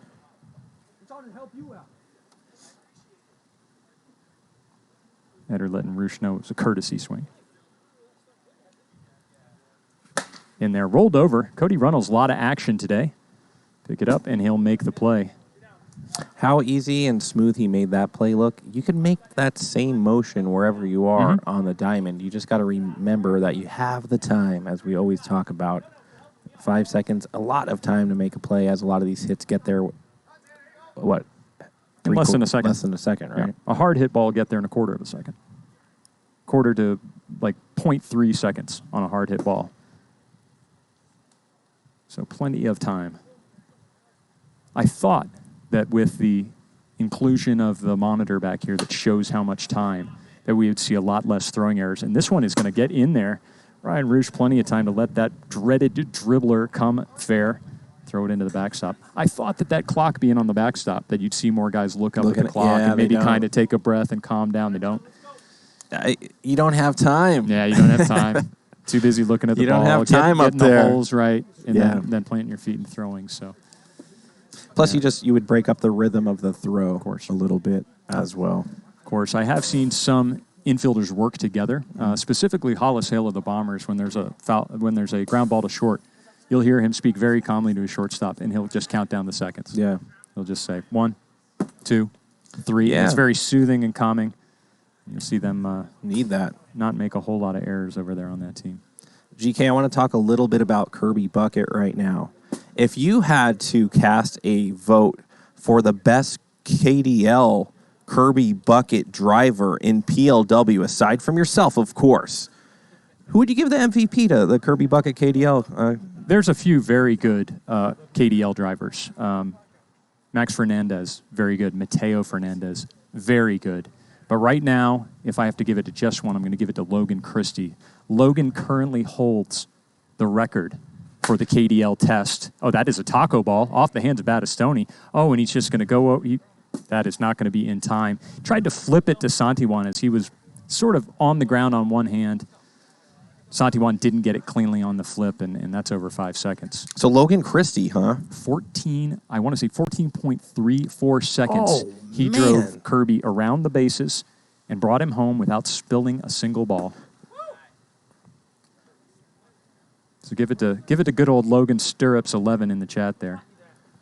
I mean, if I was headed to a club or a beach and I had like a bucket of hot cocos, I want that man holding them because you know that you're going to get there with your full 12-pack. Yeah. There's some guys out here who take their Kirby driver's license very seriously. There's some that do not. Screwball in there, 53 miles per hour. 2-2 to Roosh.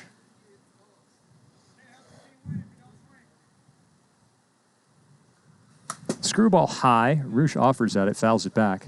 Stays 2-2. Yeah, he's really working that screwball high and tight. And Ryan likes him a little bit more outside. Big wind kicks up here. Hideaway Field. Pop up. Somebody's Might not be gonna call easy it. to handle. Kenny Santiwan.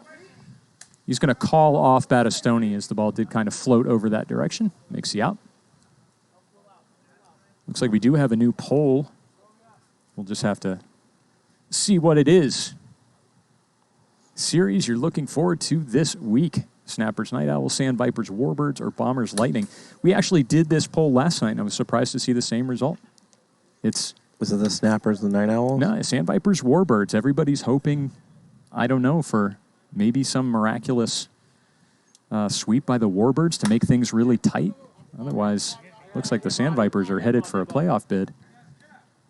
All these teams that you're mentioning, Vipers, Cajuns, Snappers are the ones really in the hunt here. It's going to take an absolute miracle for the Bombers to make it in. The only way the Bombers can make it in is not only to sweep themselves and to rely on other sweeps, but to also get some ridiculous run differential. They have to make up 60 runs, so they're in. I mean, can you even do that? You can only score 45 total in a series. It's impossible, almost. I mean, it's so astronomical, the likelihood of that happening that you can. I mean, so's hitting the Powerball, GK, but every once in a while somebody does. Yeah, somebody could maybe try to calculate the odds. I'm sure maybe Chad would be up at 3 o'clock in the morning trying to figure out the odds on that one. Casey Nielsen's going to look at a pitch way outside for ball 1. Yeah, all of a sudden, Ibarra hanging good on the mound right there.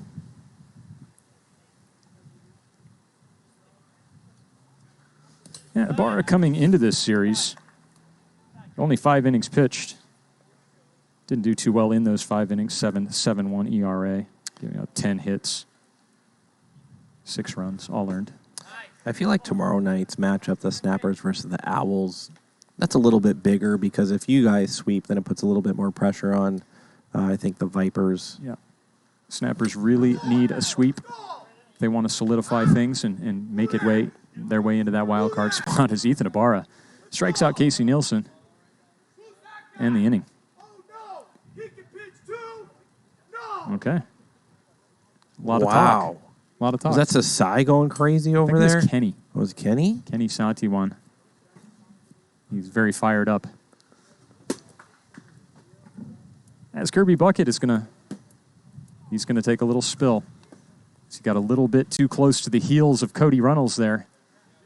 And he's going to dump his contents onto the field for Ryan Roosh. Listen, this is a big inning for the Cajuns. Let me tell you why. The body emotion from the Cajuns is suggesting white flag. But if they could and I think the Vaderz could sense that a little bit. But if Ryan Roosh could shut him down right here and be that light for the Cajuns, then they have a shot. But if this energy from the Cajun is going to transfer over to Vaderz hitting, this game could be over. Yeah. But it is Ryan Roosh on the bump, and he is nasty. Yeah, Cajuns thus far unable to get any runs off of Ethan Ibarra. Ray Verbello saying, or Hito saying, friend down when Kirby's down.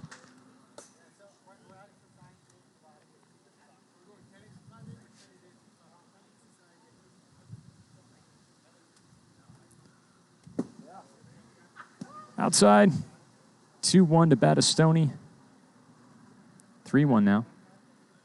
Somebody we haven't seen in the chat for a long time. Light up Firefly. Throwing out the Vaderz anthem. Base on balls will be the second for Ryan Roosh in this game. As such, he will no longer be eligible to pitch in this game. And the Cajuns are going to call upon Nathan Roosh. And as I'm looking out to the sidelines, I see that Kirby Bucket, who wasn't called upon in between innings, was out of batteries. Oh, no. And Jim Dodo's struggling to get Kirby over to the mound. When those headlights start flashing, you're out of batteries. So right now, no worries. The dungeon's going to call below. And the dungeon is going to call for Jim to bring Kirby Bucket over to the dungeon. They're going to swap his battery out.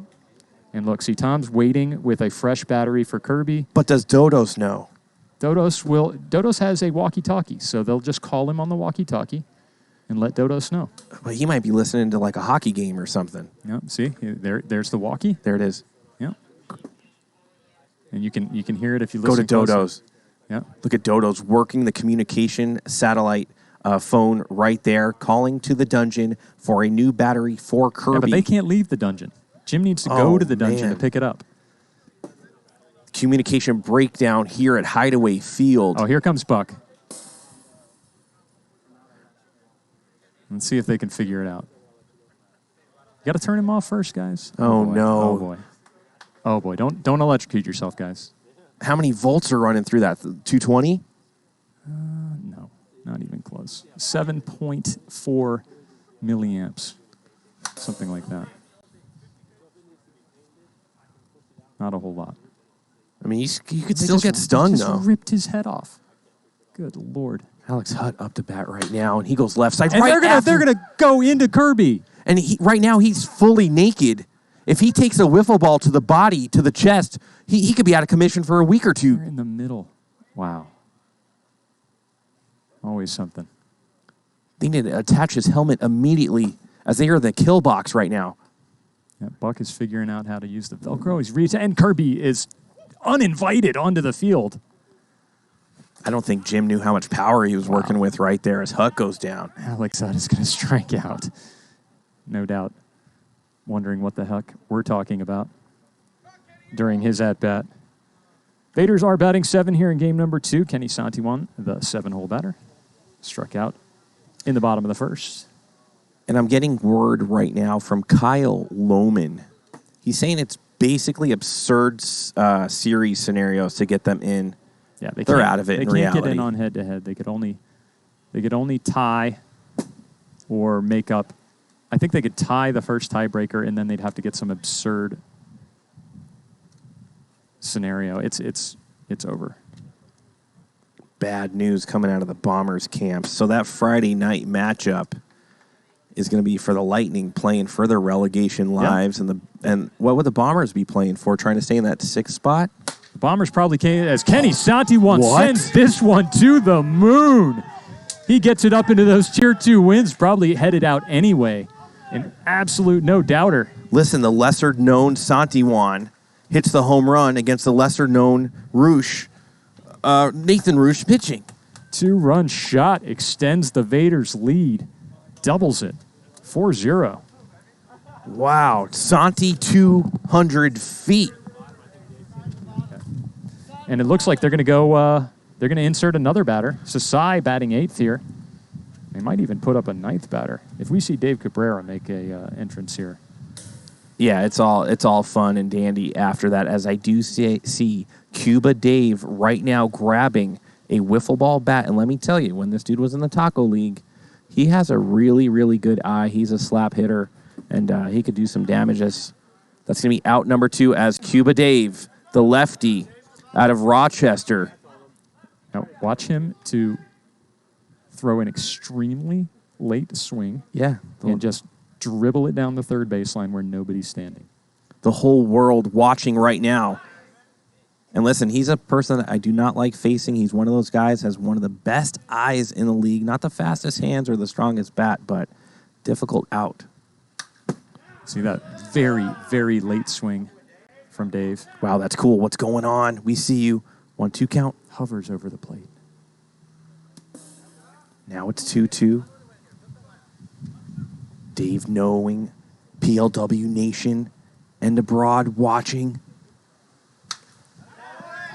He's fighting one off. And the I Vaderz are love getting this. Pumped up in the chat. Listen, I want to see a poll right now. Who would you rather have on your team?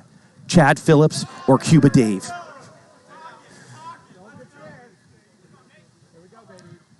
This is it. This is what he's known for. And he calls timeout. Just kind of battling through. And Roosh kind of gives him the look of like, who are you, dude? I never even seen you. I'm going to quick pitch you. That was awfully quick. Fouls that one off. Wow. Tips one into the zone. He can do that once. This is amazing, GK. What a battle between these two. Who's going to win? Inside, full count. Cuba Dave doing everything possible. And hard of the plate, never took the bat off his shoulder. Gets Cade up looking. He knew about halfway through, like it was coming about halfway, and he let out like a, oh. That was a cookie trench. That ball had zero movement, was 50 miles per hour, is headed down the middle the entire time. I think Dave was just hoping he could get a squeaky, greasy walk there. Listen, I don't think that's going to be his last at-bat of the night. No, but let me tell you. They're going to have to bat him. Yeah. They've got 9 in here. They're going to have to bat him again in this game. He is a very difficult out. He might not, get the big hits or whatever, but he could definitely put a walk on a big-time pitcher. Yep, he'll do that. Sometimes I've talked to a number of pitchers. Watch your hot cocoa, GK. It is flapping around. Yeah, I'm going to have to fill up this koozie with another hot cocoa here in a second. Like that. I've talked to a lot of pitchers in the league who have admitted to getting a little bit tight when they know that they've got a batter up there who's not going to swing. They know that they're not going to get strikes off of anything that doesn't hit Jesse the pan. Capps, Tyler Appazole, or even Chad Phillips. Sometimes it's like you're going to have to hit pan. They're just kind of a chess piece not moving up there. Yeah, we made a joke in the Taco League that maybe we'll play a tournament with some weird rules that if you're short a guy, you can just put the Dave Cabrera cutout in front of the plate, and I love that that. counts as a batter, and he'll just stand there.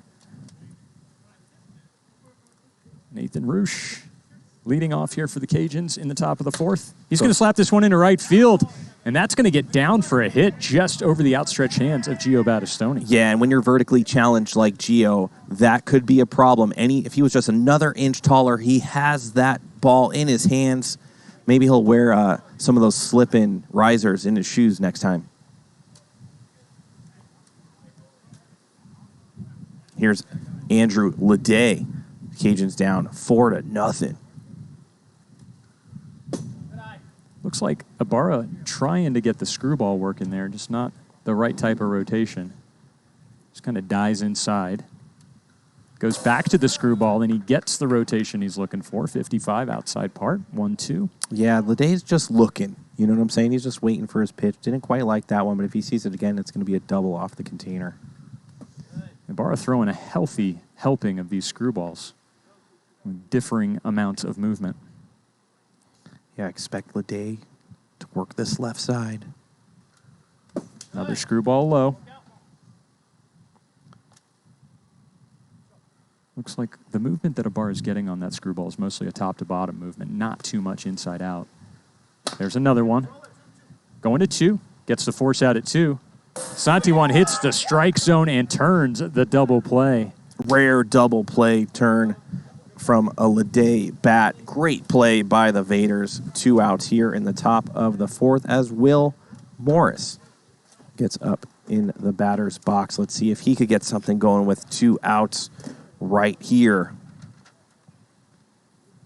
As my hot cocoa is going to double not only as hydration and refreshment, but as a paperweight, as it's getting windy up here.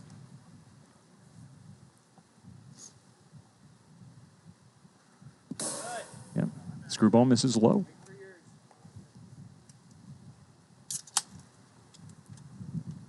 Let's see if he makes the adjustment here. Hits top bar. Oh, man. 53 miles per hour.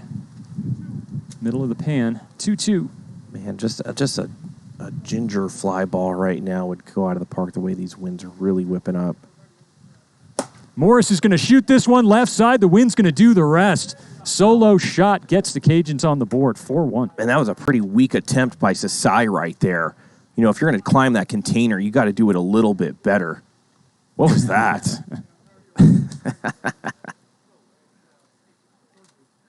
Sasai getting some defensive cycles out there. Playing left field. Normally Kyle Etter territory. Here's Ryan Roosh. It's now 4-1. Tink. Wow. 55 miles per hour. Gets ahead of Roosh. Careful. Oh, boy. I told you right around that. Mid-game 2. Dreaded dribbler Kenny Santiwan. He's going to pick it up, deliver it to the backstop. Plenty of time. A late stop on the clock there, but he was definitely out. It's good to see Ibarra working it on the mound right now against these Cajuns that were on fire coming into this series, but they got nothing brewing right now. They can't even score off a Tier 2 pitcher. Yeah, 9 out of their last 12 coming into this game, and a heartbreaker in game number 1 to really start to dash the hopes of these Cajuns making a postseason run. It's not mathematically impossible for them to make it, but their chances have gone down significantly with that game 1 loss. And they trail here in game number 2, 4-1. Man, there's a few teams out there that haven't played yet. What an exciting last week of wiffle ball going into these playoffs, man. It's going to be so exciting. Tomorrow night series, 6 p.m. right here at Hideaway Field, will feature the Snappers versus the Night Owls.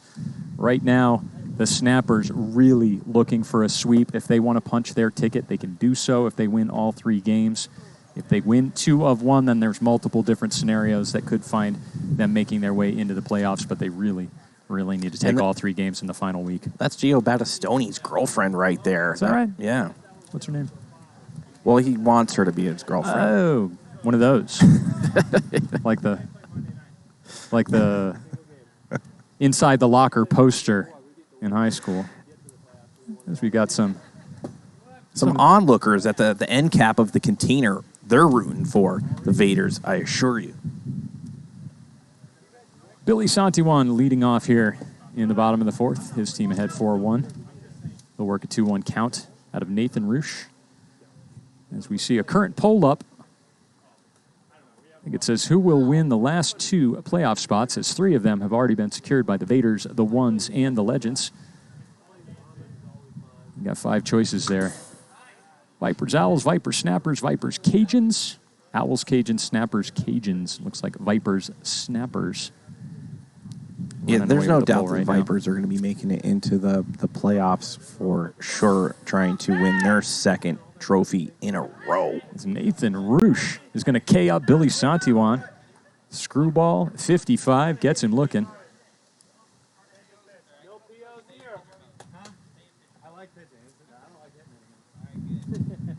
Barra says, I don't like hitting anymore. I just want to be a pitcher. Yeah. But with the numbers he has offensively, I assure you, he is just joking. Pitching in PLW is extremely hard. So when guys start to get a little taste of success, it's addictive. You just want to be up there all the time. You see guys constantly before and after games just picking each other's brains. How do you hold this pitch? How do you rotate the holes here? What's your arm slot for this pitch? People asking Billy, how do you throw your knuckleball? People asking Jake Purdy, how do you throw your frisbee pitch? They see how effective it is. That's going to be shot over the container. A solo shot by Ethan Ibarra is going to extend the Vaderz lead, 5-1. Flat outlier, Ethan Ibarra, saying that he doesn't want to hit anymore, and then he goes and turns on one, hits a home run, and the Vaderz are up 5-1. I don't know if I'll believe anything that guy says anymore. Anything up into the air into left field is going to get a good chance. But that one was out either way. An absolute rocket off the bat of Ibarra. Increases the lead. Bring up Kyle Letter. Grounded out his last at-bat. Remember, Kyle in Game 1 helped them secure that win. He's going to get it into the wind. This one's going to be moving a lot. Wow. Cody Giordano having a rough time with a very, very tough ball. He tries to field it in foul territory, unable to, so it's just a strike. I mean, if you were going to give me a percentage of how that was going to be caught, I had been like 30%. Oh, yeah. That high in this kind of wind, extremely difficult. It's Screwball hits Eder between the numbers. It's hard to know where that ball's going to end up 4 seconds before it's going to end up there. Yeah. Swing and a miss from Eder. He will sit down. That'll bring up Tanner Roundy. Eder not happy with that swing. Not in his wheelhouse right there. Started off this game with a double. Grounded out and struck out since. Tanner Roundy, same thing. Started out with a double.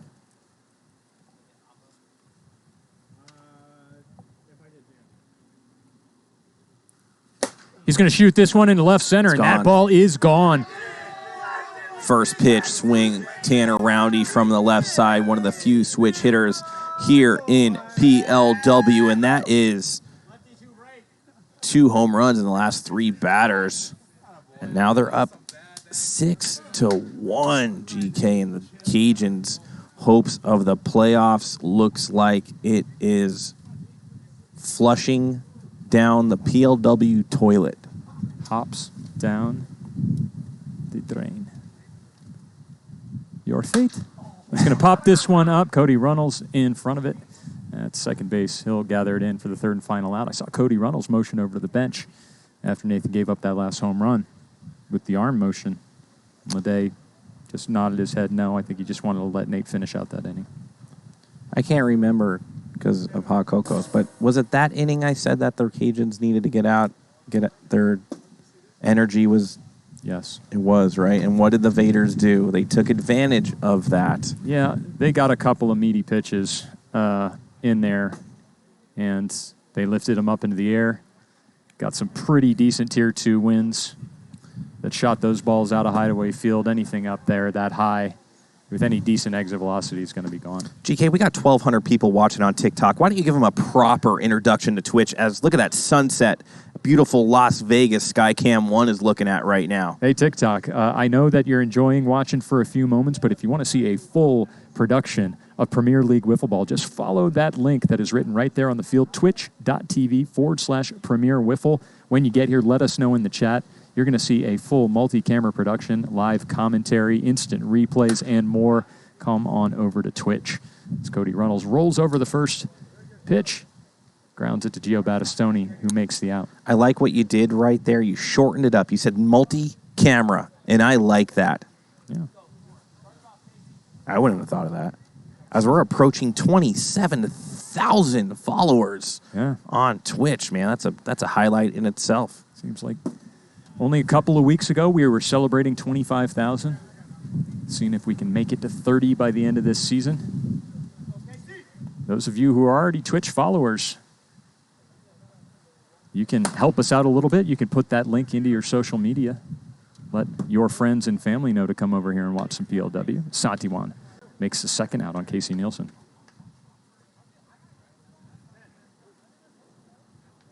I know I do that.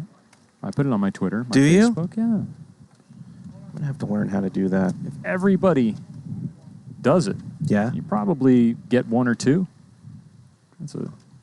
Like if you just said, hey, check out this link. It's amazing. I've been watching for a long time if you like sports and production. I never thought I would be watching professional wiffle ball, is what I hear all the time, and I really enjoy myself watching this. You should give it a try as well. Screwball in there, 51 miles per hour.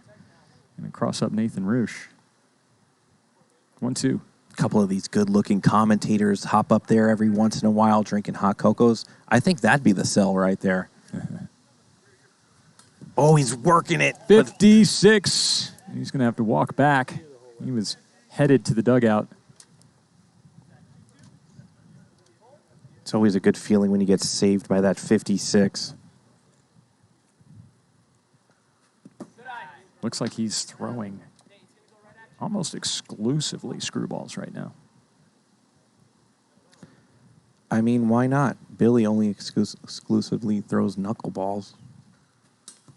He'll tink, but it's 57, and another walk to the dugout is going to have to be halted as Nathan Roosh will get to first base on a walk. Yeah, Andrew Ledet now up to bat, and he hasn't really done much power-wise this game, as he's not really known for power hitting, but I feel like this is going to be the at-bat that's going to be explosive as Hoff, 57. Welcome. Look for him to try to go oppo here, and if he lifts it oppo, it's gone. That wind blowing 12, 13, maybe in the tier 2, maybe up to 15, 16 miles per hour. Anything up there is going. Reading in one of our other chats, and maybe people know, who are the switch hitting players in PLW that have hit a home run from both sides? We know Adam Couts are the ones for sure. He did it last night. Tanner Roundy has done it this season for sure. Probably Cody Runnels as well. Pretty sure Josh Towers has hit a home run from both sides of the plate. And he is going to try to go oppo, and it's going to hang up, but it wasn't hit quite hard enough. Tanner Roundy makes the out in left field. I'm trying to think who else is a switch hitter in this league. It's just not that many of them. And would have the power from both sides to do it.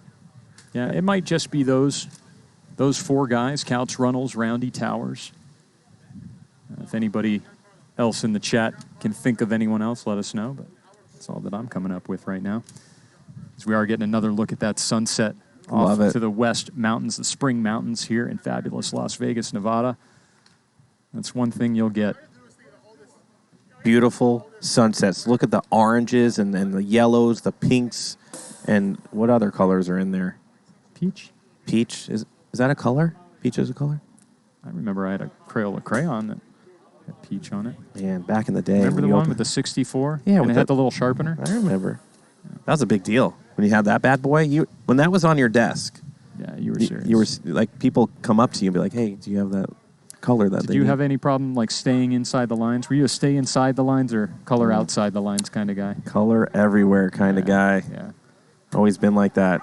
You can imagine that I was kind of a stay inside the lines. With the ruler? Did you put the ruler down and do everything, or were you yeah. just that good where you could pinstripe it? Yeah, I followed all the numbers. I would get the exact crayon that was specified for a specific region.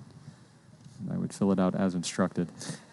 Yeah, I mean, those crayons are thick, man. Like, they're not pointy like a pencil. I had the sharpener. Oh, you really sharpened them, huh? Yeah, the crayon sharpener. Yeah. Cody Runnels is going to get the call. So as we talked about at the end of last inning, he was asking for the ball. He let Nathan Roosh finish out the inning. And here in the bottom of the fifth. Cody Runnels will take over. I have one more question about the Crayola 64 crayon set. Yeah. Did you ever use the white crayon? Yeah, sure. On what? It never even stuck to the paper. Yeah, it was hard, but I mean, sometimes you had to use it just because it was called for. Alec Hutt trying to send that wiffle ball clear over the jungle gym, but it's foul. Quack and Stacks and Trooper Connor, welcome to the show. You're watching Premier League Wiffle, hanging out here. This is Tuesday night. Cajuns versus the Vaderz, and the Cajuns are playing for their playoff lives. If they lose this one, they are definitely out of it. Right now, they're only probably mathematically alive. It might have been the 96 pack. Do you remember the 96 pack? Yeah, that one too. I'm pretty sure I definitely had that. Swing and a miss from Alec Hutt. Good pitch by Runnels right there. Kind of diced him up high and tight. Yeah, coming into this series, Cody Runnels sporting a 3.81 ERA, a record of 1-2, 28 innings pitched. He's given up 29 hits, 25 runs. He struck out 33, though. There you have it. A lot of people talking about the white crayon on the black construction paper. Yeah, there, exactly. Cheers to that, GK. Yep, cheers. You can't hear the cheers anymore because of the koozie. The hot cocoa koozie. We got to get these. We got to get these into the merch store. Into the merch store. I love them. PLW hot cocoa koozie. Would that be an item? Let's give a proper cheers on film. Here we go. Cheers. Happy Tuesday, Trench. Oppo Taco Tuesday. Happy Tuesday, PLW Nation. Yeah. JT Gators, welcome. He's new to wiffle ball leagues here. Once you get onto Twitch and see what we're doing, GK, and that's why I say you're just locked in, you're not leaving. Yeah.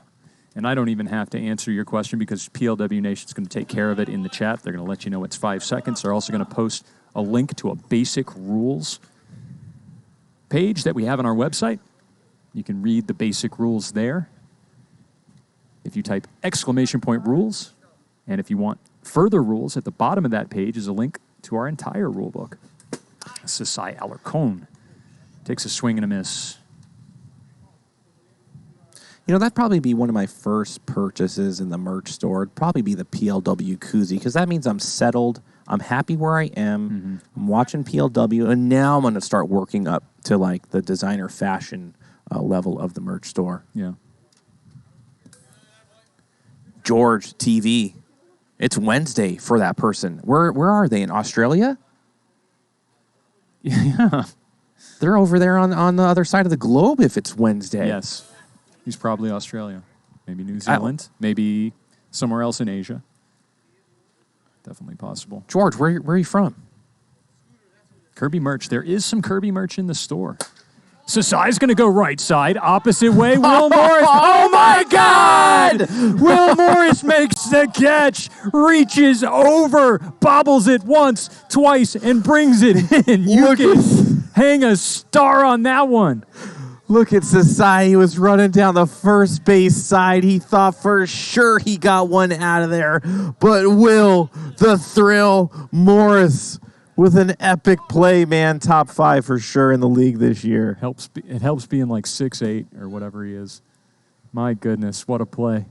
Poor Sasai was looking for Oppo Boppo taco sauce. Instead, basically the longest out you could possibly have. He got a real good piece of that. And here's Cuba Dave doing what Cuba Dave does. Trying to work himself deep into account. Trying to fight off pitches. Dave, a rookie about 38 years ago. Yeah.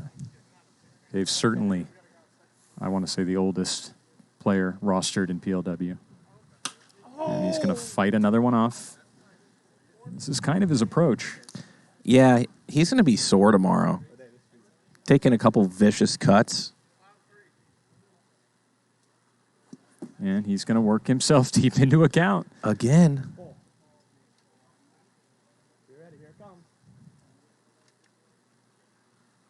And he will indeed work the walk. The Cuba Dave effect. It's going to move Santiago over to second. Listen, he's not going to hit the ball really, but he's going to slap him foul and make you have to keep pitching. And GK, It's frustrating. It is. it's very frustrating. difficult to hit that pan from that distance. And, of course, they're able to swing, and they could do some damage there. But Some might look down on Cuba Dave's mechanics, call it, unorthodox, maybe, why didn't you try to take a real swing? But what he's doing is effective. He's a man in his advanced age doing what he can do, and that's kind of the beauty of wiffle ball. There's plenty of guys out here who can find a way to make it work. how many wiffle ball points for a koozie? We don't have them available No, I'm saying, yet. but when we do?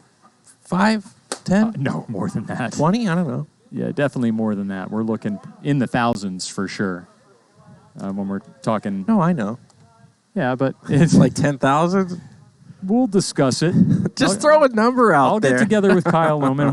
We'll Did you think I Probably- thought 5 or 10 wiffle points? honestly, a koozie is probably going to be something like 60, 70,000 wiffle Ooh. points for a PLW koozie.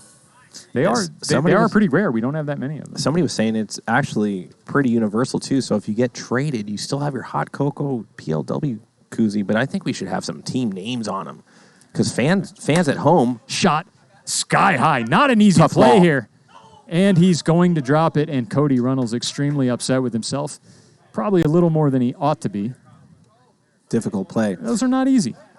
Yeah, it just hangs so long.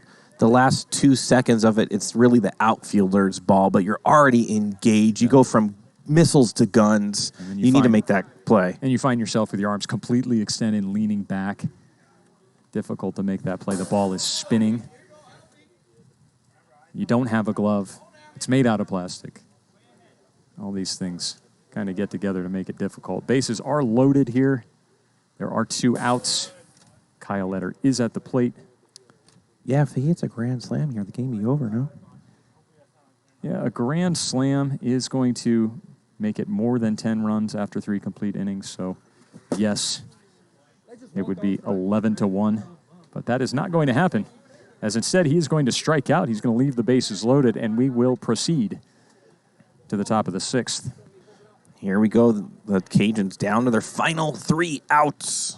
They got to score 6 to stay alive against Ethan Ibarra, surprisingly throwing a bit of a gem on the mound here in game number 2. Who would have thought that these Cajuns, red hot, wouldn't be able to hit Ethan Ibarra, who's not really featuring like disgusting pitches. Just throwing screwballs. He's just throwing screwballs. There's not a whole lot of movement on his screwball, so maybe that's a little bit deceptive. What movement it does have is kind of late, so I think it just looks like kind of a 2-seamer outside, and then it cuts back in last second and gets a lot of tink outside pipe on those right-handed batters. Current poll up, how many wiffle points do you have? Under 10K, between 10 and 50, between 50 and 100, or over 100K? I think it should be 10,000, and here's why, GK. It's not a hard number to achieve. We want to really get our product out there. When people come visit your home and you offer them a drink and it's a PLW koozie, they're going to ask you, what is this? Well, if it's only 10,000 wiffle ball points, I'm going to have to make a lot more koozies and fast because people are going to be redeeming them. I'm going to run out of koozies tonight.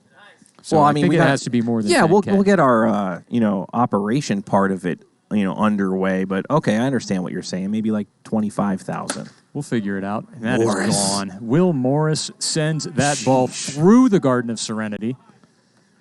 Hit that outbuilding in the back. Yeah, I hope nobody was walking by right there. They could have had a concussed fan like a Ryan Roosh headband situation. Solo shot from Will Morris makes it 7-2. Still no outs. Cajuns are going to need a lot more of that if they hope to climb out of this deficit. I was really expecting this to happen earlier in the game against Ibarra. Oh, they're already in the store for 75,000. Yeah. GK. The koozies. I think he's saying he just put them in there. Yeah, Kyle Lohman, our producer, just put the koozies up for 75K. Dreaded dribbler. Ethan Ibarra will get the first out of the inning. We'll bring Look up how Cody Runnels. fast this stream team works, GK. We talk about it, and Lohman, our stream team producer right there, is putting it in the merch store. 75,000 points to get yourself a hot cocoa PLW koozie, and what a great time to have it as the warmer weather is heating up in the summer. What better time to keep your hot cocoa cold? Tom's a little worried that we only have 2 left. There's only 2 left in the hideaway field area. I have more, but they're hidden away. There wouldn't be any doubt in my mind that you have some in your trunk, as we have 450 viewers here as Cody Runnels Field, deep unloads. Sasai scrambling. He looked like Fred Flintstone running after that ball, unable to get to it in time, just over his reach. And a solo shot by Cody Runnels make it 7-3. Like, you could hear the sound as his feet were going like, you know, the Fred Flintstone sound. No, I get it. Sasai. Poor man's Will Morris out there on defense. 7-3. Just one out. If they get a base runner. I mean, if I'm the Vaderz, if Casey Nielsen gets on base right here, I'm probably going to put in Billy to close it out. Wouldn't you? We'll see how it works. We'll see what the Vaderz are thinking right here. They want to get some real, in-game situational experience for their depth pitchers. Obviously, they're batting everybody in this game. They've already locked up the number 1 seed. So from the Vaderz perspective of what they're playing for, this is kind of like an exhibition for them at this point. A lot of the fans are saying, yo, Koozie's under 10K. And that's, you know why they're saying that, GK? Well, I bet they'd love a koozie for under 10K. I'll tell you why they're saying that. It's because they don't know how to bet wiffle ball games. All these people dumping their wiffle ball points because they think they know who's going to win need to just keep on watching and make better bets. I've said what I said.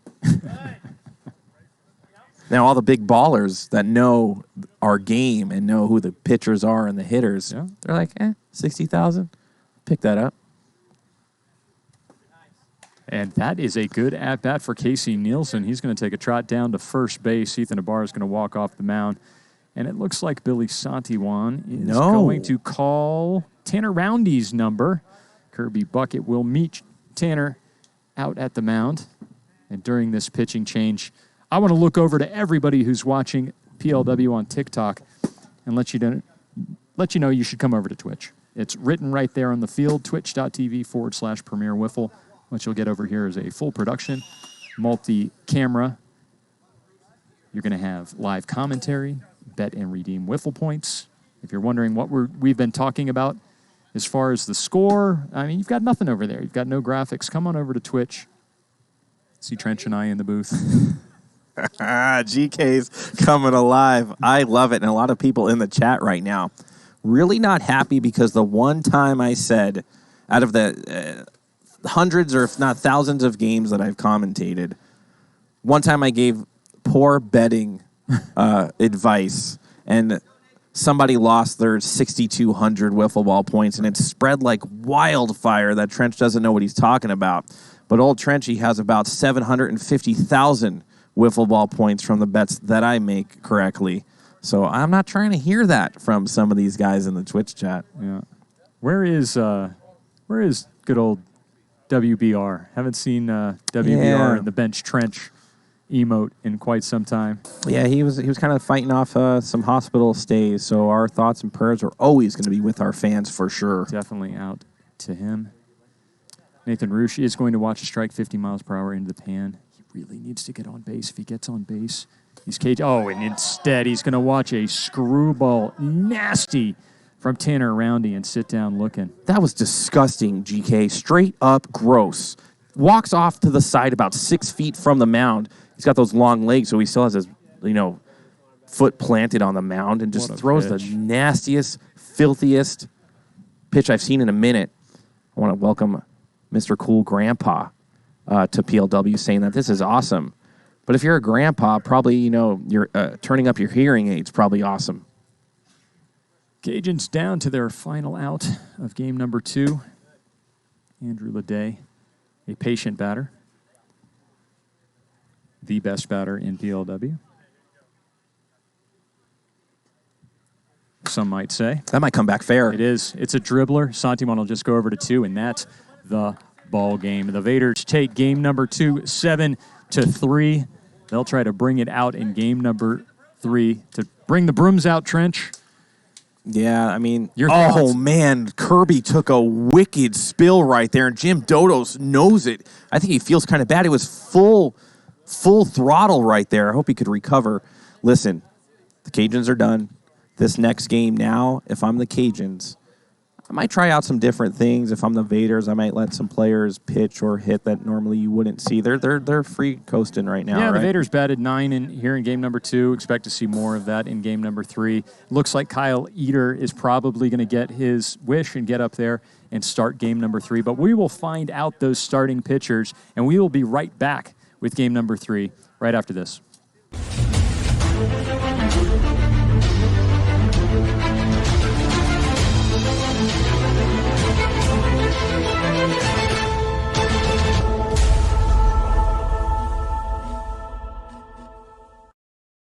Welcome back to Hideaway Field here in fabulous Las Vegas, Nevada. You are watching Premier League WIFFLE.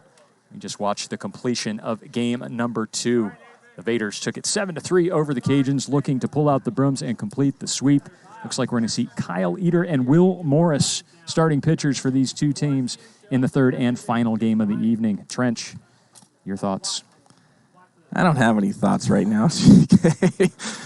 The Cajuns are done. The Vaderz are in first spot. Right now, we're just going to have a good time putting back some hot cocos. Let some of these players get some playing time. I mean, the fans, they're kicking their feet up. They know what's been going on. And the only thing I could really comment on is our sky, our sunset is the same color of the Vaderz, kind of a little bit. Little purple mountains out there, a little tan matching Kyle Eder's chest. Everything going real smooth right now for the Vaderz. Yeah, you got your purple mountains. You've got your amber waves good one. of grain out there in the west side, the Spring Mountains of Las Vegas. Trench Pacone alongside Greg Kelly. You're watching Premier League WIFFLE. This is game number 3 of a 3-game series between the Vaderz and the Cajuns. Vaderz have won the first 2 games, looking to complete the sweep here in game number 3. If you have not done so already, get your WIFFLE points in.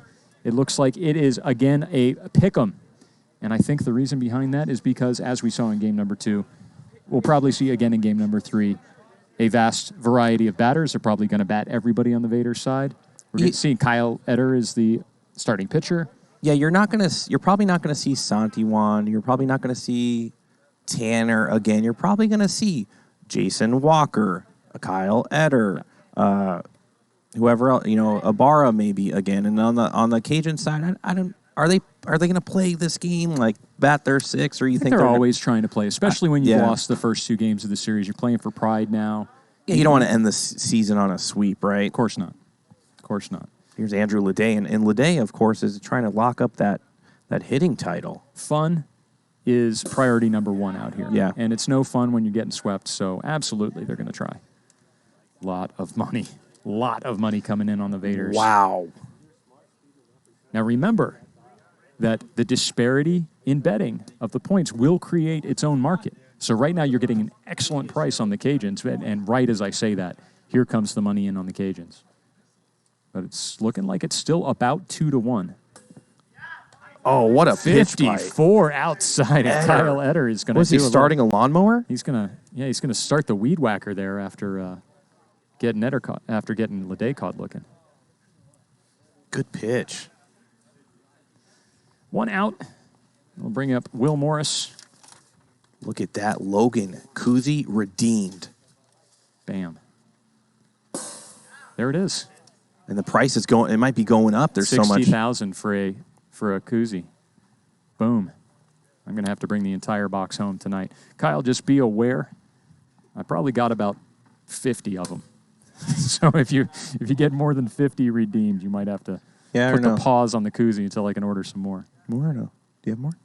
I do. I have more. They're in a box in a special hidden place. Oh, more to fill your koozie. Yeah. I do. As Will Morris will send that wiffle ball to another dimension. That went at least 100 feet in the air before landing on top of the Garden of Serenity. Cajuns jump out to a 1-0 lead. He's good. Yeah, he's really good. Yeah, he's good. Is he Rookie of the Year now? That's his 4th home run? I mean, there's arguments against, but there's a lot of arguments for, and I'm starting to get on the Will Morris train. The more hot cocos I have, the more Will Morris train I'm jumping on. I didn't see a celebration from Eder after that one.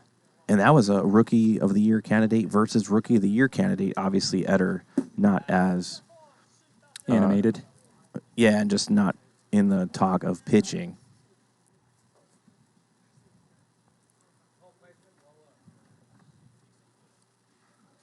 That's in there low. 2-1 to Ryan Roosh.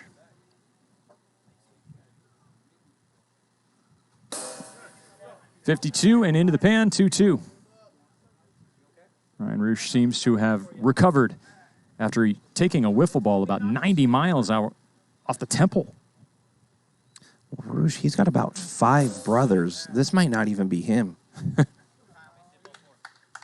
Only 5? Every time I am on Facebook, there's like another Roosh brother that comes up into my like Facebook friend feed. I'm like, who's this dude? Yeah. Swing and a miss. Ryan Roosh will strike out. So it's strikeout, home run, strikeout for Kyle Eder so far. I'll bring up Cody Runnels with 2 away. Listen, a lot of people were listening to you, GK. They really closed that gap as a lot of wiffle ball points coming in on the Cajuns. It's almost dead even as Crun taking big swings. Big hack inside. It's look at and Ryan Roosh's wifey Roosh, says there's 4 boys and 2 girls. I mean, you're talking Legends of the Fall status. It could have been any of the brothers for her. Roosh. Left field, Kenny Santiwan. I'm sorry, Runnels. 2, Kenny Santiwan. He makes the catch. He makes the out. And the Vaderz retire the side, but not before a solo shot by Will Morris. It started the Cajuns out with a 1-0 lead. Looks like Will Morris is going to take the mound for the Cajuns. And I like this move. They're going to go for the win right here as, man, more and more of those Crayola crayon colors coming in right now, GK. Every minute it changes, and that's just a beautiful thing. Yeah, you get the sunrises in Las Vegas are equally as stunning out over the mountains to the east. Are you up on that sunrise? Not so much anymore. I used to work the graveyard shift when I first moved to Las Vegas like 11 years ago, and I would very much often be up for the sunrise. And it's a close second. I think the sunsets are a little bit better. The sunrises are nice as well. You can see the queen palm right there hanging out. Love seeing that. And the Cajuns are going to go into the bottom of the first, up 1-0. Will Morris providing that run as Billy Santiwan and the Vaderz lock up that 1 seed. They will be partying tonight in Vader Nation, wherever they stem from. Yeah, then on Monday night after the play-in series between the 4th and the 5th seed, the Vaderz will announce that night, and we'll be sure to put it on our social media, what day they will be playing and who they will be choosing to play in the semifinals. They're going to have a conversation team-wide about who they want to play. And wherever in the wiffle verse they are from, whether it's Pluto or Uranus, they're going to have to really come up with a game plan of who they're going to play. As Billy Santiwan flies out to Cody Runnels for the first out and bring up Ethan Ibarra. Ibarra hitting .365 coming into this series. A home run in game number 2. It was absolutely plastered over the container. That is a foul ball, hits the pylon, which is a foul pylon. Cryo Chalky, welcome, first-time viewer. You're locked in. Tell us who your favorite player so far that you've been watching. High and inside to Ibarra for ball 1.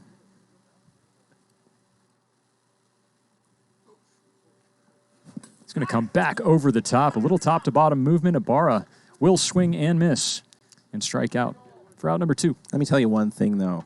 Even when Ibarra strikes out, he's cool. That's how great his swing is. Yeah. It just looks like an awesome swing as Kyle Eder is 1 button away from basically being derobed. Swing and a miss. Gets underneath that one. He went full Fred McGriff.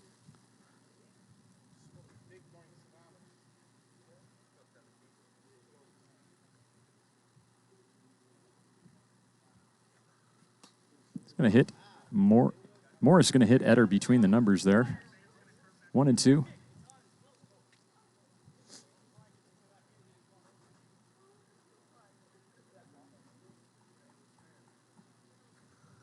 Outside, evens count. There's 96 ballots in so far. That means a solid 100 people have been watching this, voting. Oh, and Kyle Eder. Home run right in front of some of his fans, especially on the end cap right there. They're really loving it. Solo shot from Kyle Eder over the left field container. We'll tie this game at 1. How many home runs does he have this year? Let's look that up. He's got a lot. Yeah. Kyle Eder is definitely a power hitter. 27 coming into this series. 27, and he's got like 29 that I could remember. It's 29 home runs now. Yeah. Wow. Bring up Tanner Roundy. Tanner Roundy's going to hit from the left side. I had the most home runs I ever hit this year, GK. Tanner Roundy throws lefty, but usually bats righty, choosing to bat from the left side of the plate. He is permitted to switch one time during an at-bat, and he's going to go ahead and do that. Took one swing from the left side, now he's going to go back over to the right. Outside, 2-2. I should have brought more water, Trench. Otherwise, I'm just going to keep drinking hot cocoa. Swing and a miss from Roundy. He will strike out for the third and final out of the inning, but not before a solo shot from Kyle Eder has tied the game. It's amazing how the hot cocoa makers of the world make you think that you're drinking something that is good for hydration because you're just like drinking it. It feels like water, right? Well, it's mostly made of water. Mm-hmm. But it doesn't have the effects of hydration that water would. Well, no, there's a chemical in the hot cocoa that counteracts the hydration effect. Mm-hmm. Unless you're Anthony Michael, and then you're up there drinking EAA amino acids, which is like, what is that, Bang? I think he's drinking a Bang. What is Bang? It's like an energy drink. Like it has no calories, so how could it even? It doesn't even have it. Look, a bunch of zeros. It's like 1,000% of your daily riboflavin, or something like that. Oh yeah, you gotta. So you just like assault your liver with a bunch of vitamins, and your liver's like, "What's going on here?" And it starts releasing like, stimulants like adrenaline, and it gives you energy. And that's the kind of emotions that you need when you're running Skycam. You have to be focused, pinpoint accuracy. And basically, we don't even let our Skycam operators go up to the work that camera unless they do pound something like that. That's true. Yeah, no breaks for Skycam, no breaks for us up here on the top. You might be able to sneak a break in if you're doing graphics. And look at Ethan Ibarra, one-handed stab is going to rob Casey Nielsen. Unbelievable. Remember, Ethan Ibarra. What a play. In junior high was on the fencing team, and that looked like one of those little left-handed fencing things that you do as he poked at that one. Wow. And Nathan Roosh goes full, the natural, pointing to where he is going to hit it. He didn't point to the backstop. No, that was not where he originally pointed. He still has a chance to make his prediction come true. I like that pitch out of Eder right there. If he could really control that, that's a pretty sick drop ball. Yep. Eder technically wearing a uniform. We'll miss underneath the strike zone. Oh, man. Lucky Frosty coming in hot. Trivia, how many cycles have been hit in PLW history as a comebacker will get past the leg of Kyle Eder? Nathan Roosh is going to win that battle. I think Bruce Uson does a cycle before every game. The cycle, to be clear, is to hit a single, a double, a triple, and a home run in the same game. Oh, okay. I take that back. That's the type of cycle we are referring to in this poll. 1 on, 1 out for Ledet. We'll watch ball one way outside. It's so hard to hit that cycle. To get that triple is very difficult. Smashed off Tanner Roundy. Dave Cabrera eventually gets to it after what seemed like an eternity and flips it over to second base. He better be careful out there. I know he didn't stretch before the game. You're Well, liable to blow out your Achilles heel, Cuba Dave. I say somehow he took about 15 steps getting from first base to second base. But he did get there in time and make the play. Force out at second, Andrew Ledet aboard on a fielder's choice. Though I'm not sure if Dave had much choice. I mean, we could say what we will as we rib Cuba Dave a little bit, but he's a competitor, man. He loves playing wiffle ball, and he's a factor when he was down in the minor leagues. Yeah. Rocky Top, what's going on? We definitely have some games tomorrow night. Big one, actually. Snappers versus the Owls, and the Snappers predicted by TB7 himself, Taylor Briner, said that they were going to go in and sweep those Night Owls. Wait, I'm on the Snappers. I'm switching to water.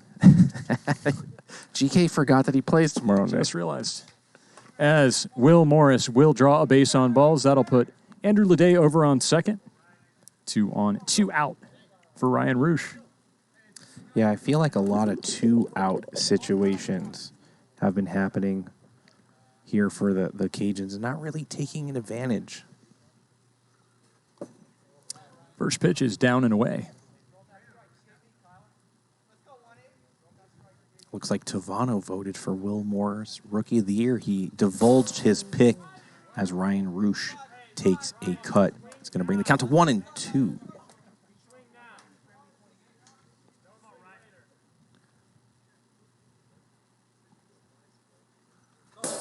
Hot. 62 miles per hour.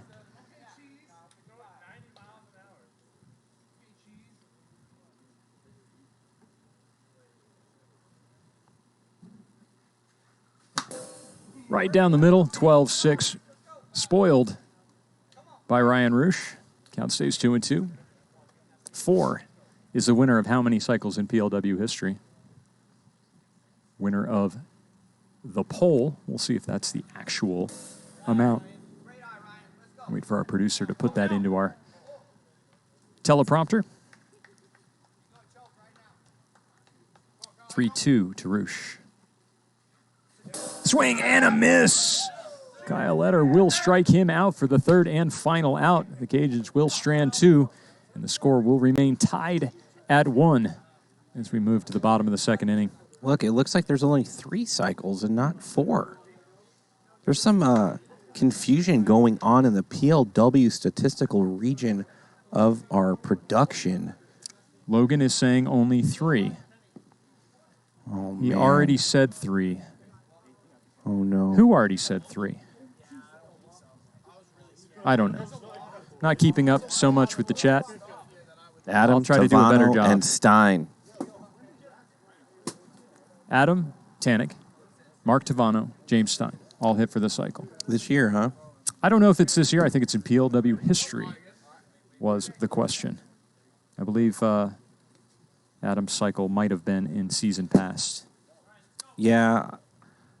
It's hard for me to really count some of these stats prior to season 4. I feel like this is our first real season with all the real pitchers. Season 1s and 2s, even 3 a little bit. You're kind of getting that riff-raff, Definitely pitcher. a disparity in the amount of games played between season 3 and season 4. I only played 39 games in season number 3. 54 here in season number 4 as Gio Battistoni pops up to Will Morris. And he wanted to do the Happy Gilmore, but he restrained himself. Found a nice soft bush in which to toss his wiffle ball bat. Put that on a T-shirt. As Alec Hutt steps in. GK. Doing things. Alec Hutt spitting on a pitch inside. 2-1. Mark Tavano, as good as he is, he almost had the cycle, but couldn't even hit a measly little single. How weak is his game?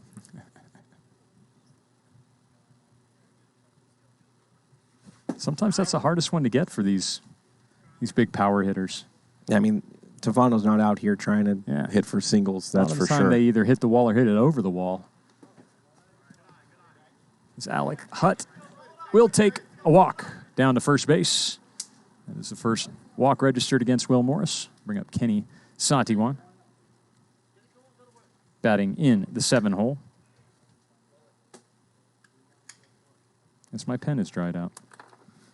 That happens in the desert. That's a felt tip pen. And if you just haven't made a mark in a while, it just goes dry on you. K-San. Ball outside, 2-1 as Bigger McCracken goes 5-tier subs to some randos in our Twitch chat. Love seeing that. Big Ern McCracken. You know what? Big Ern McCracken. Yeah. And Kingpin Ernie. Yeah, I know Kingpin. Well, they're both references to the same character from Kingpin, the movie Kingpin. Unbelievable. Do you think that Ern is the same guy and he's gifting out subs from a burner account also? I mean, how much recognition do you really need as a human that you're going to have a burner account on Twitch I know to have lots of guys have multiple names in this chat. I have seen players in the PLW appear under 3 different screen names.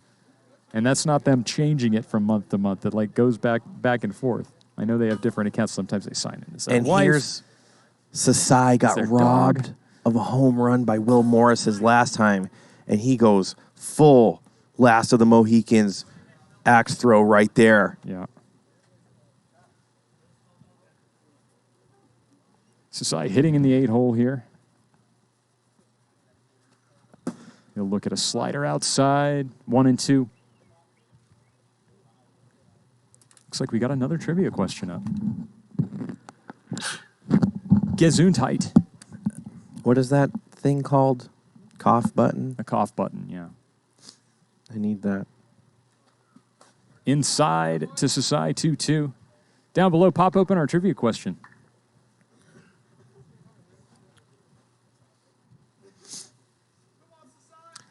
Who has more career home runs, Sasai or me? Sasai. I don't think that's true. You have more PLW career home runs? I think Sasai has 1. You have 2? I have 3. Oh, man, that's amazing, GK. Fair ball down the third baseline. Ryan Roosh didn't even move in left field. That's going to go right over third base, hit the back wall. And that is an RBI double for Sasai. Blows open the game. A double by the owner himself as Jason Walker, who's improved his game quite a bit after healing from a couple surgeries he had many years ago. Looks like he might have dropped a couple pounds, too. Looking good. Jason Walker in here, batting 9th for the Vaderz. Listen, this dude is lucky to be alive. I don't know if you know the story. He was in a car wreck, and it flipped like 12 times, and he flew out of the car. He was ejected. Yeah.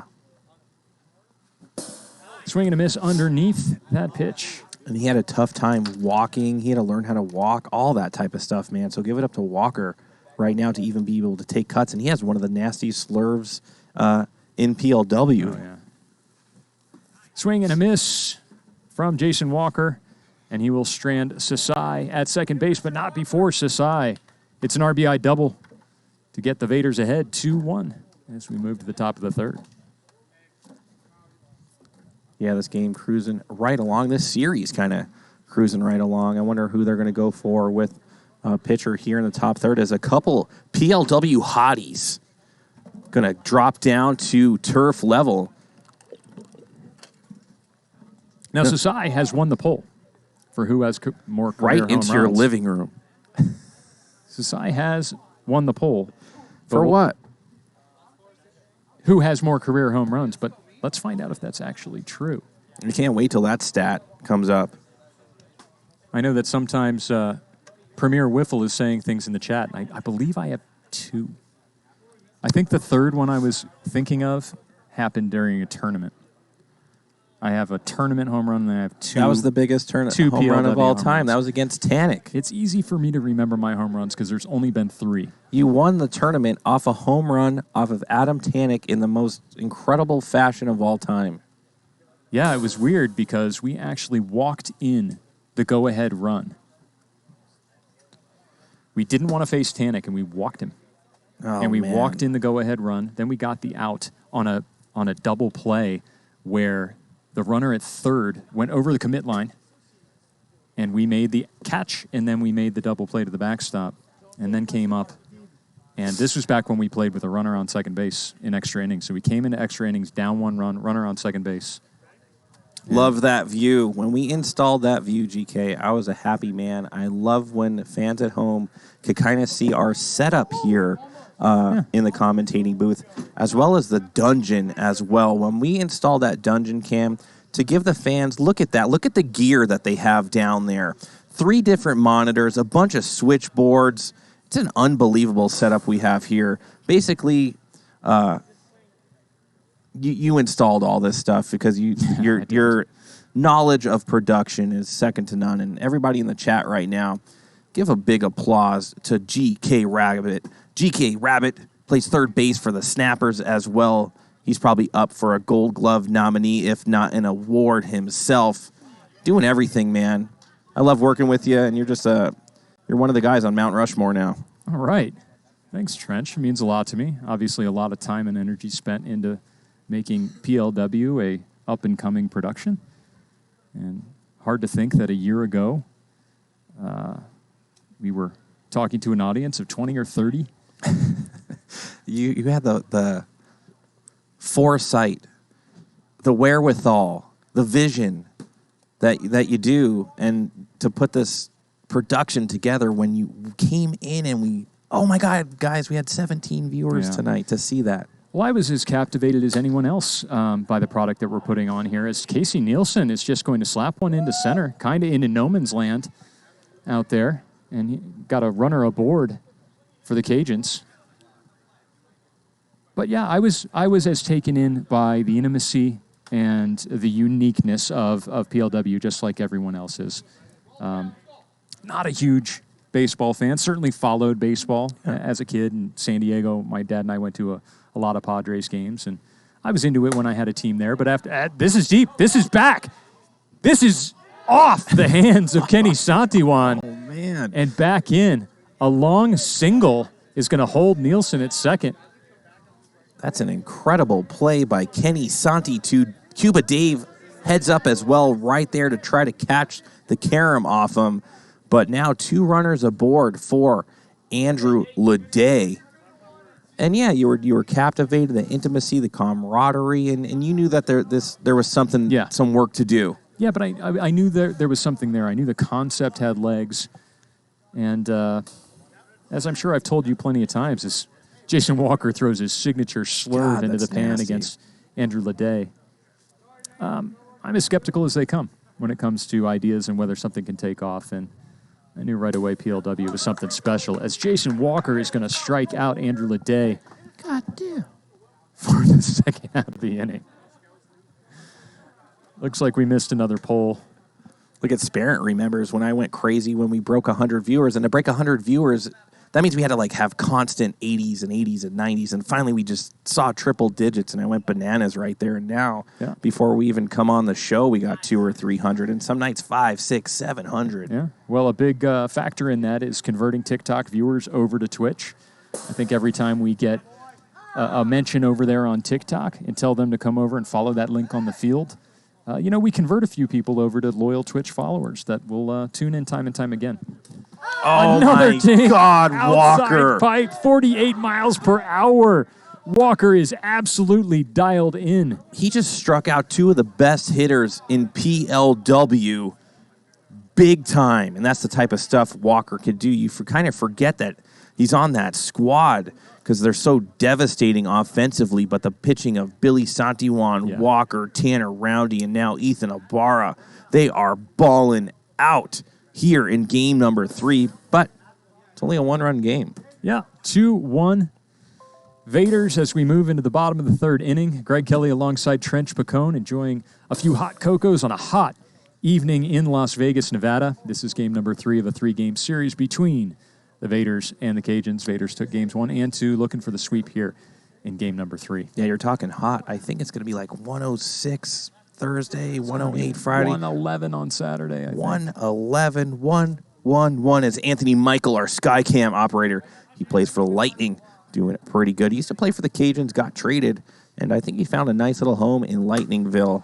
And they got some pieces to work with, I think, when we do ever go into season number 5 as Cuba Dave up to bat going against Will Morris, counts 1 and 2.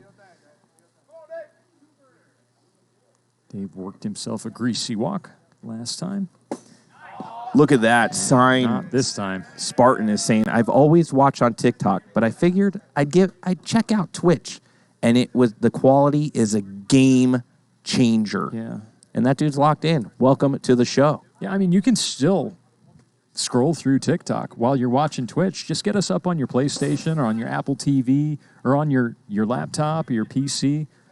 The Twitch app is available on a lot of different platforms. You can have us up in the background, and you can continue scrolling TikTok if, 5-second dopamine rushes are your thing. Well, if you just keep doing 5-second dopamines, I guess you're right. Yeah. And there's Kingpin Ernie. There he is. Have you ever seen Big Ern McCracken and Kingpin Ernie in the chat at the same time? That's my question. As Billy Santiwan sends a wiffle ball out of Hideaway Field. Wow, Billy Santi 140 feet is what I'm going to call him. Wow. Destroyed. Right. On cue with those subscription donations by Kingpin. What a gem. Plants that over the container. Where did he get all his power from? I kept score through 2 innings. Look at my score sheet now. Ethan Ibarra will swing underneath that one. Which player was not the number 1 overall pick? Chad Phillips, Andrew Ledet, Manny Santillanes, or Justin Hicks. We know that is a misspelling. That is intentionally misspelled, as Twitch takes offense to the last name of Justin Hicks, as it's one of those words that they will not allow. Because it could be, when it's used not as a name, as a proper noun, it could be used as a derogatory term. So it's one of their... And yeah, I would have never put that together. Yeah, but think about it. Think of similar derogatory terms that you could put in. And that ball is gone. God. Dead center field over the Palms. Ethan Ibarra with a solo shot of his own is going to Santa Maria. will increase the lead. 4-1 Vaderz. That's a dude I build my team around. Oh, yeah. Ethan Ibarra. He crushes. Dead center field. No doubter off the bat. Jeez. It doesn't get any easier here with Kyle Etter up to bat. And it looks like they might make a pitching change. And Kyle Etter's upset about it. He wanted to face Morris here. And boos erupt from the Vaderz dugout as Kirby Bucket comes onto the field.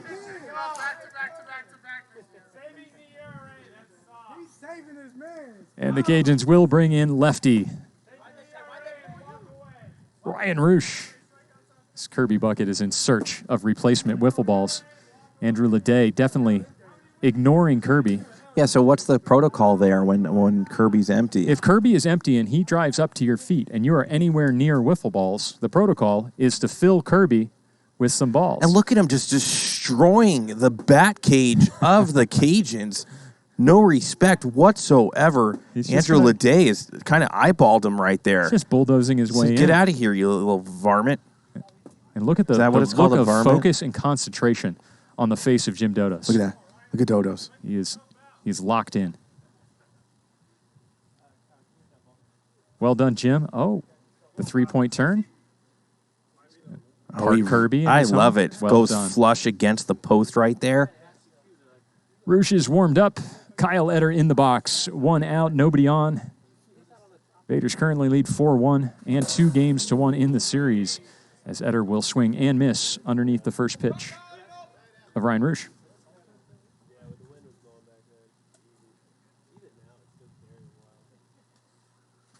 Over the top.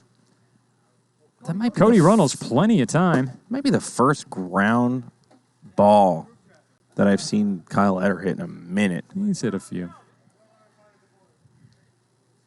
Kyle Etter will ground out for the second out.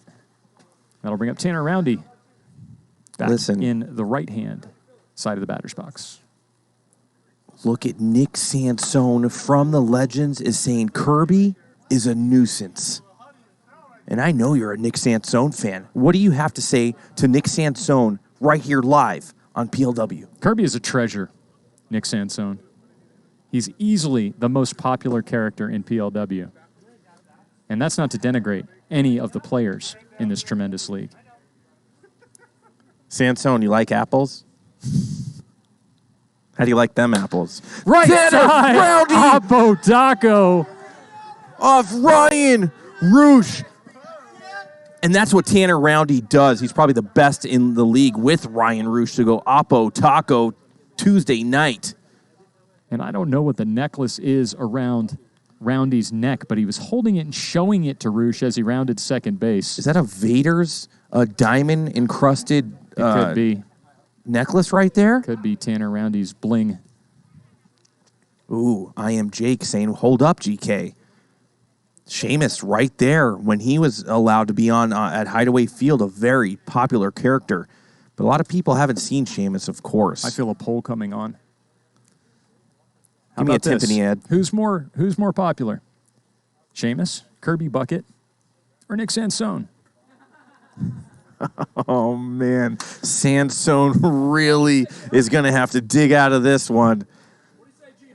He's really come alive with that new hip, though. Yeah, Sansone really crushing the ball lately. I really want to put Sheamus in the bucket of Kirby Bucket. I believe Sheamus and Kirby will meet in the near future, and sure enough, there's the poll. Look at Kirby Bucket coming out strong. A lot of these people, though, don't even know who Sheamus is. I want to see how many votes Nick Sansone gets. We'll see if Nick piles some wiffle ball points in there. Remember, Sheamus has an Instagram, _famous_Sheamus. Make sure you go check him out. I mean, he's played some ball, he traded around a couple different teams, used to play third base for the Sloths in the Taco League. Kirby Bucket does have his own Instagram account. You can type !Kirby into the chat. Get a link to his Instagram. Listen, when we get Sheamus and Kirby together, it is like forming Voltron. Look at this. Nick Sansone is running away with the poll.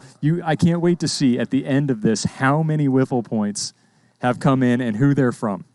Sansone going bananas right now, taking over the lead, trouncing a poor little adopted cat and basically number 5 alive. I can't use my phone to pile in votes for Kirby because it's on the TikTok. Somebody's going to have to do it for me. Just look at that. He's just piling in the bits and the wiffle ball points. This is embarrassing. Listen, both are going to be in the playoffs, though. Kirby Bucket and Nick Sansone. They're going to see each other. Replace Kirby with a drone. Well, here's the thing. And Kirby's coming back alive. Tom's pounding the wiffle points down there.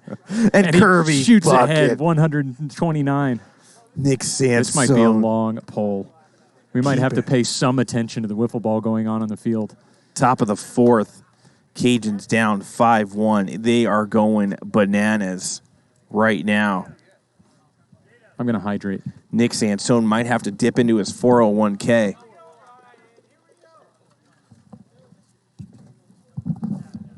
Jason Walker, who's looked absolutely filthy since coming on in relief.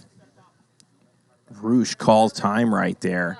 You know, the Cajuns were looking for a sweep themselves, and they might get swept. This is like an auction right now between Kirby Bucket and Nick Sansone.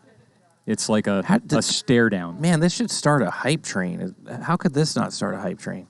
Got to see how many. I think it's 100 wiffle points for every vote. Oh, man. And Kirby Bucket's just dominating right now. Shooting up.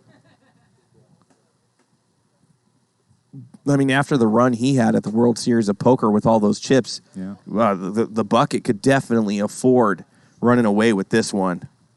Yeah, who knows? We might get some more upgrades to Kirby in the future. There might be some hydros or something. Can you imagine a Kirby drone. God, that'd be great. So we have like a helipad drone, Kirby on the ground, and then we could put something in the koi pond out there so we could go air, sea, and land. Yeah. Maybe put some skids on him or something so he could land in the pond. The koi pond, we got to have a canoe, a little Kirby canoe, so when wiffle ball lands down there, we have a little camera underneath with the fish. Oh, sure.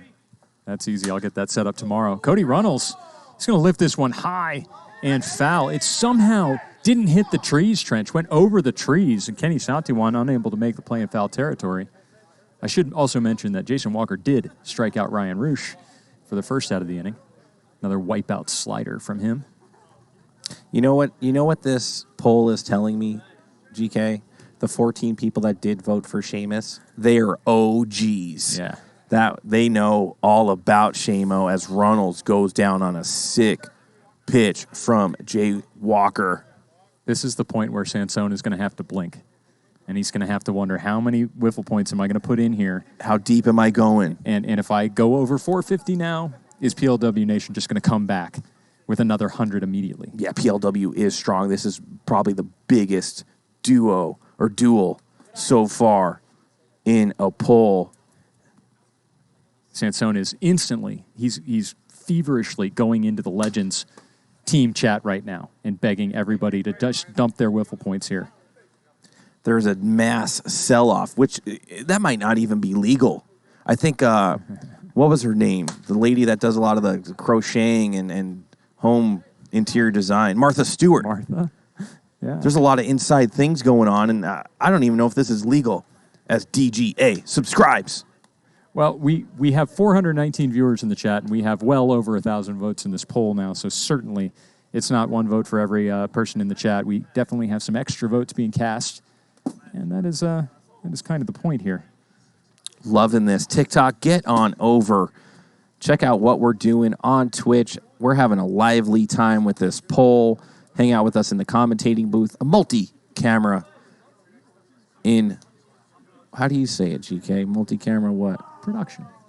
That's a broadcast. Good word. I've said that before. I forget sometimes. Internet television program. ITP. Yeah. Is that something? It is now. Here we go. Bottom of the fourth, 5-1 Vaderz. And Kirby Bucket wins the poll. They were both over 500 votes. Cat G32. And there he is, Kirby Bucket. Cat G32 contributed 30,000 channel points to make Kirby Bucket victorious over Nick Sansone, but it was a close race. I hope those were well spent wiffle points. Nick,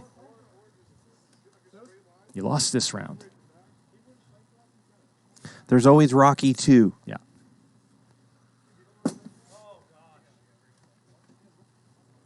Ryan Roosh on the mound, Kenny Santiwan at the plate. Full count.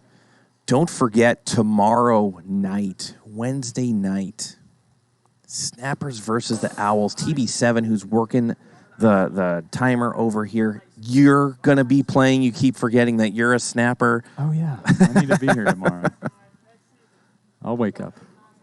Dr. Winkley, Tom Gannon, said him and Burley down in the dungeon below went bankrupt voting for Sansone. Oh, man. And they still came up short.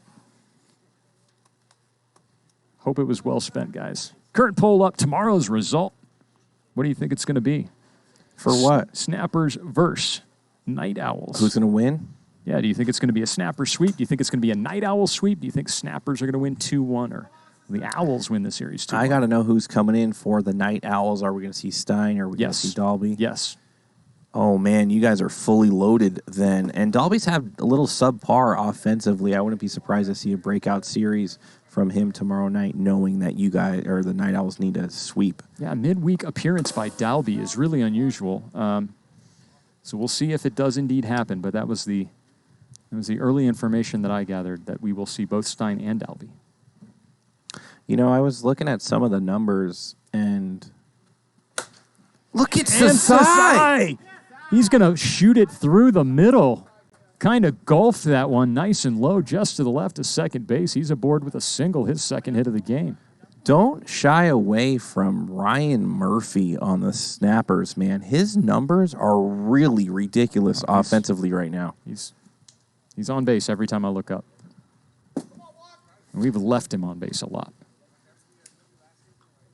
He just hasn't played as many games as everyone else, right? Yeah, he came in mid-season. He was acquired via free agent chip.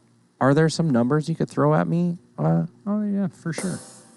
Jason Walker gets an at-bat here for the Vaderz. Tell me how many games he's played, what he's batting, how many ribbies, how many homers. Give me all the goods. Yeah, will do.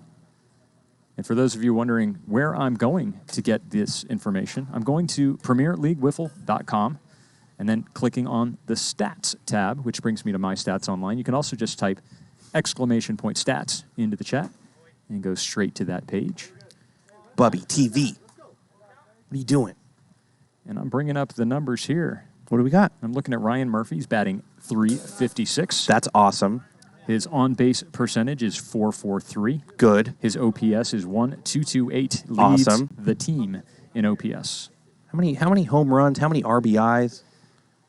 Home runs, 17. In how many games? RBIs, 34. Total bases, 106 in 41 games played. Man. He's good. So, if he played a full 54, you could probably tack on like another 4 or 5 home runs, so he'd be low 20s. Yeah. And mind you, he got off to a slow start. Yeah, he did. He didn't make that very, very quick adjustment, but everybody knew that eventually it's going to come around. We've seen it time and time again. This is how well Sansone knows you, GK. He's kind of glad he didn't win the poll, that you might have shut the stream down. That's a good one.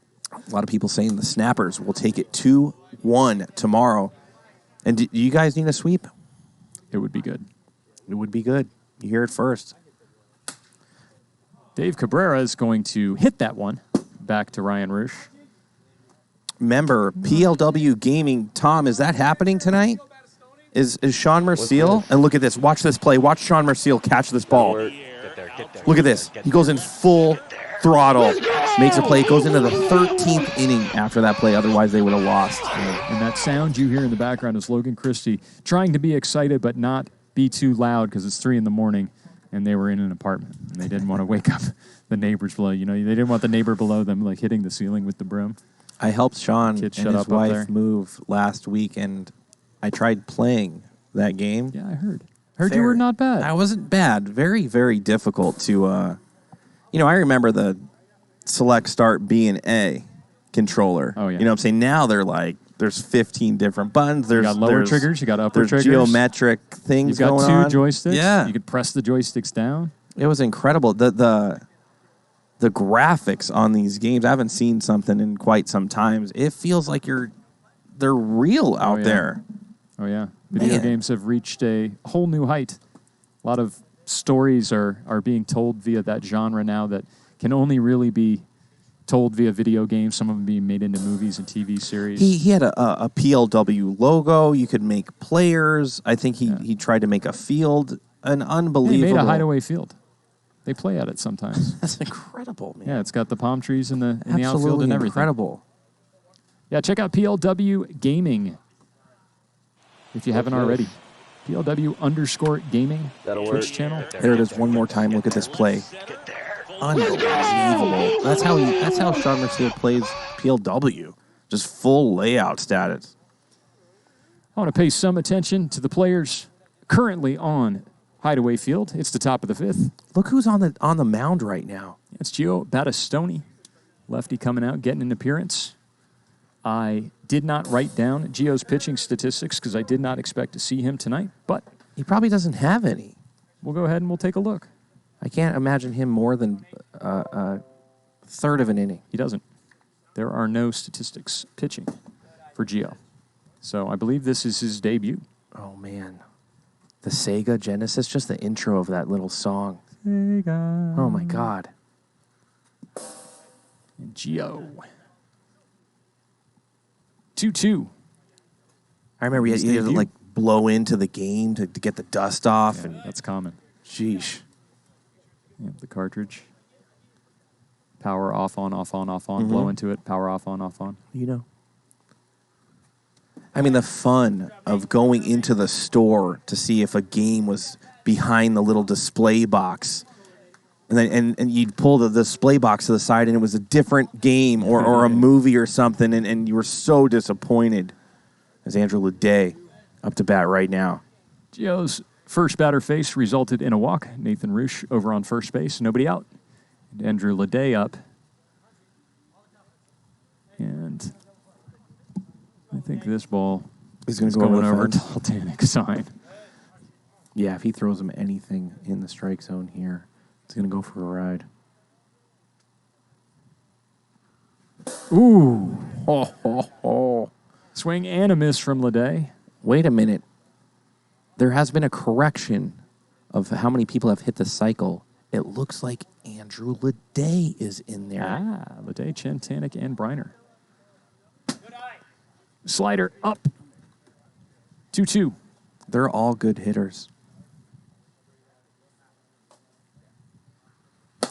It's going to be shot right at Alec Hutt, playing second base. He's going to flip it over to Santiwan.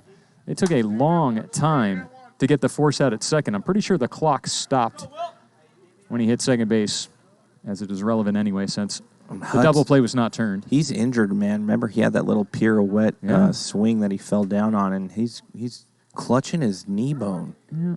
He's just pulling his leggings up there, but I think he's probably got a scab underneath. The leggings alone will only protect you a little bit.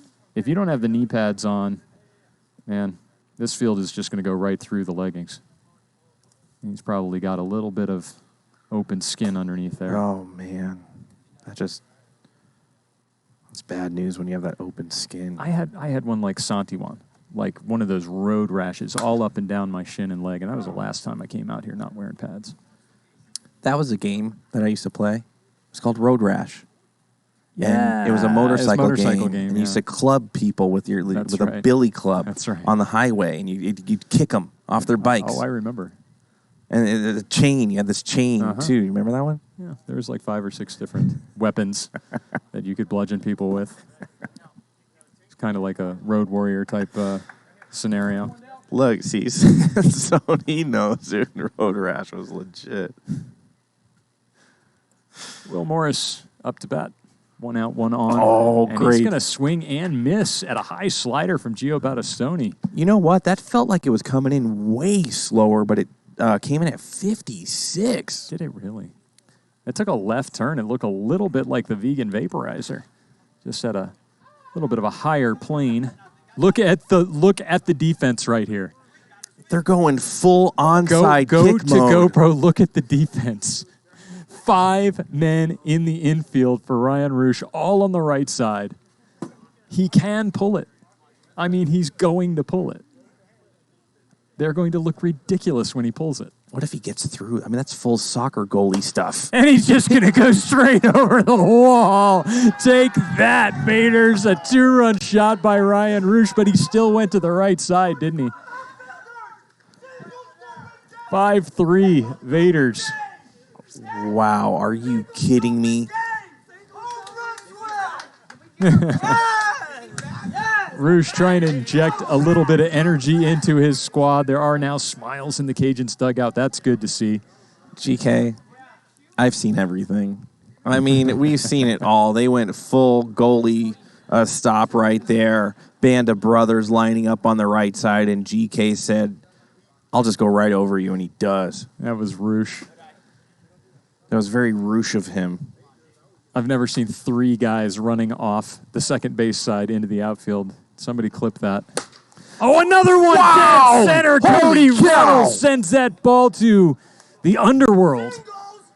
He unloaded on that one, and from what I'm seeing right now in this inning, they don't even need fielders, GK. Gio Battistoni. What is that? I think Gio just got the hook and he pushed it off. He said, I'm not coming out of this game. You put me in, I'm sticking around. We got the #1 seed locked up. Let me do my thing and give up back-to-back-to-back. He's got 2 outs. He wants to finish the inning. They were coming out to give him the hook. Casey Nielsen will watch one in there. 56, though, for ball 1. Just like that, we've got a ball game. Cajuns Cajuns hanging on by the very chili pepper seed that they have left. Outside, 2-1.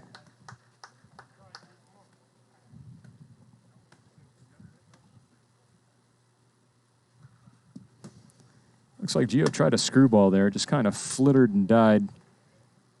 3-1. Slider in there, 55. Full count.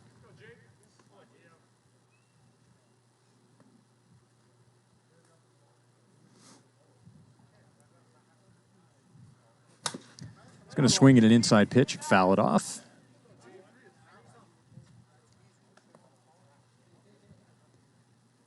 Nine o'clock Pacific time.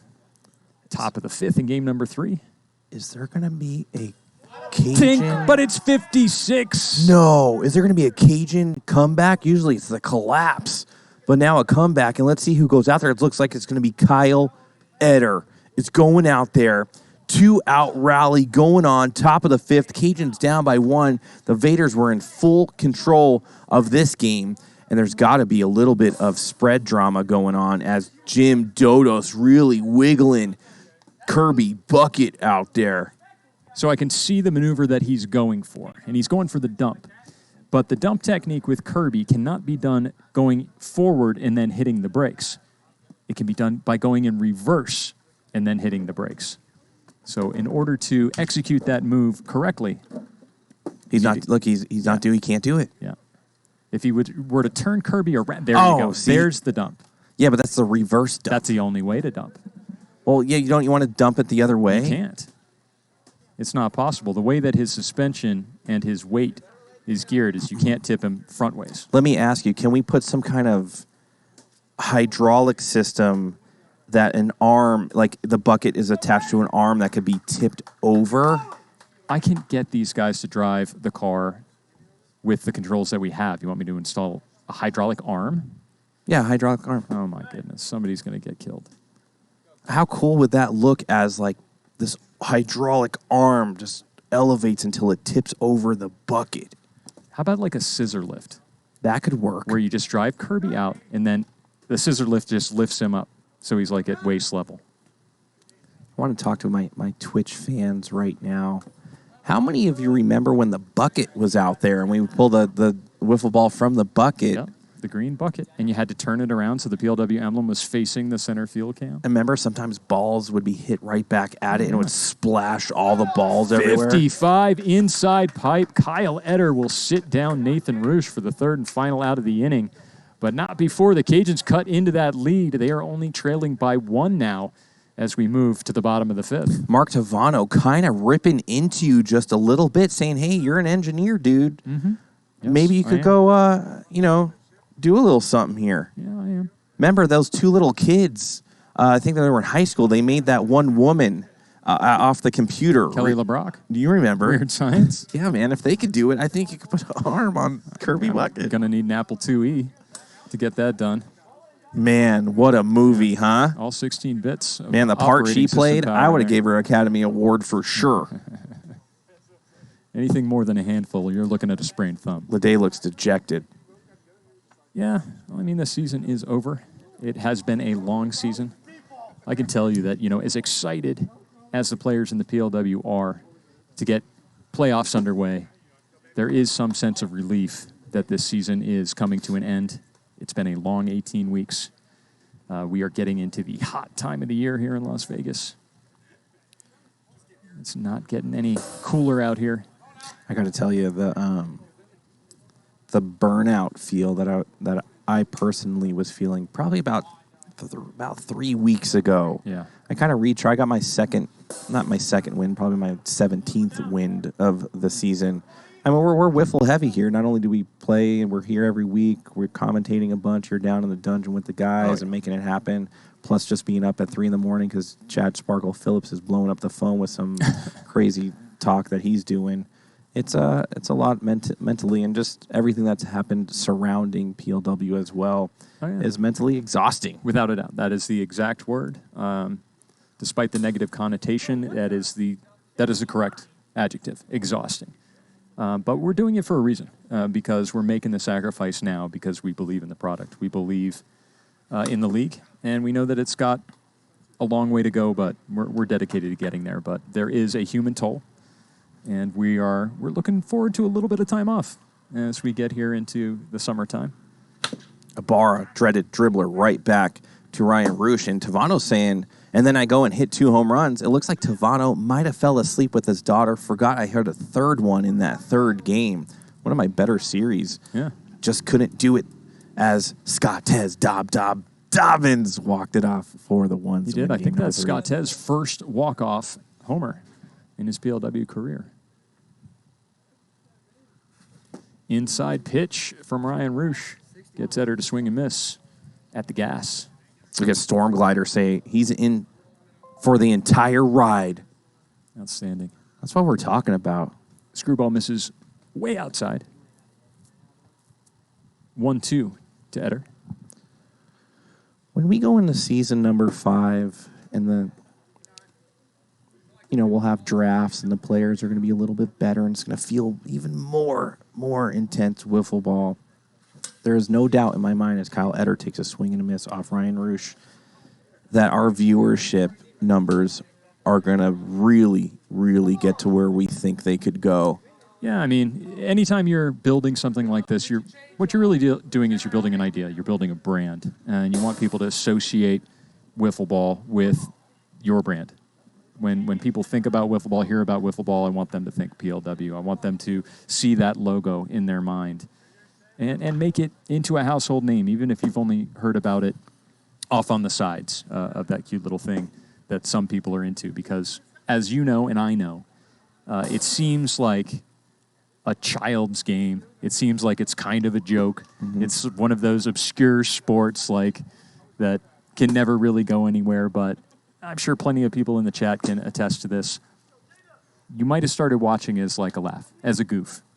All right, I'll watch this for 5 minutes, right. 10 minutes, and see what this is all about. Like, what the heck is this? And then, 2 weeks, 2 months, 3 months, a year later, you find that you're still watching. And that's just what it is. It's something unique. It's the intimacy. It's baseball condensed, and we love it. You know who could attest to that? Evan Shield. When he came over to Hideaway Field, listen, I brought him to Tarantino's. We had some lunch. When he came onto this property and then walked into Hideaway Field, I could see it on his face like he was walking into Yankee Stadium. Yeah. All these PLW pros, these wiffle guys that he's been watching, big-time names, hanging out on the container, got to face Sparkles up to bat. Somebody like him for sure could really, really let the other fans know how incredible it is here at Hideaway Field, part of Premier League Wiffle. All right, here we are. It is a one-run ball game. The Cajuns currently trail the Vaderz by 1 run. It's the top of the 6th. This is their last chance to scrape a win out tonight. Can they avoid the sweep, Tanner Roundy? Remember, Roundy has that pop ball, too. It goes down on the count 3-1 early. Inside, and Ledet will draw a walk. It'll bring up Ryan Roosh. It'll bring up Will Morris. Will Morris certainly capable of taking the lead back for the Cajuns with 1 swing of the bat. Boom. Racing Reaper found PLW a couple weeks ago. Done deal. He's in for the long haul. Outstanding. Every time I see one of those messages, just reinforces the idea that we're doing something here that's really going to catch on. Less than 2 years we've been on the air. Oh, good screwball by Tanner Roundy right there. As Will Morris is looking at a count 1 and 2.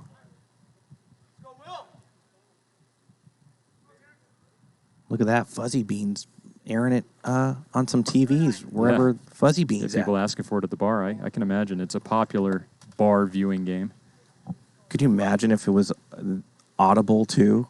Holy cow. Well, I mean, you can always listen to it on your phone, audio only if you want. Swing and a miss from Morris. He will strike out.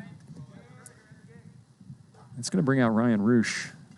XCK, welcome. This dude wants to try out. Well, you'll have to come to Hideaway Field We have a couple tryout dates set up through the year. Ryan Roosh. Right side. Up. Gio Battistoni gets solid air to catch that ball one-handed. Look at that. Timed his jump perfectly. How tall is he, Trench? 4'11". And gets all of it into the air, full extension, to make the one-handed grab and rob Ryan Roosh of the game-tying home run. I mean, look, that fence is only 5 feet, and there's about a good 1.5 gap from the top of his head to the yellow line. Cody Runnels, he had a no-doubter to center field earlier in this game as he watches a screwball in there, 49. A clean double would tie this game up.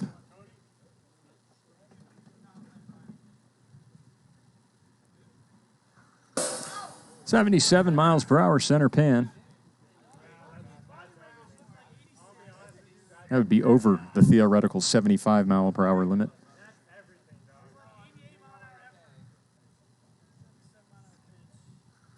Screwball, Cody Runnels is going to knock it right back to Santiwan. Ibarra will clean up the garbage, and he will step on second base, and that will do it.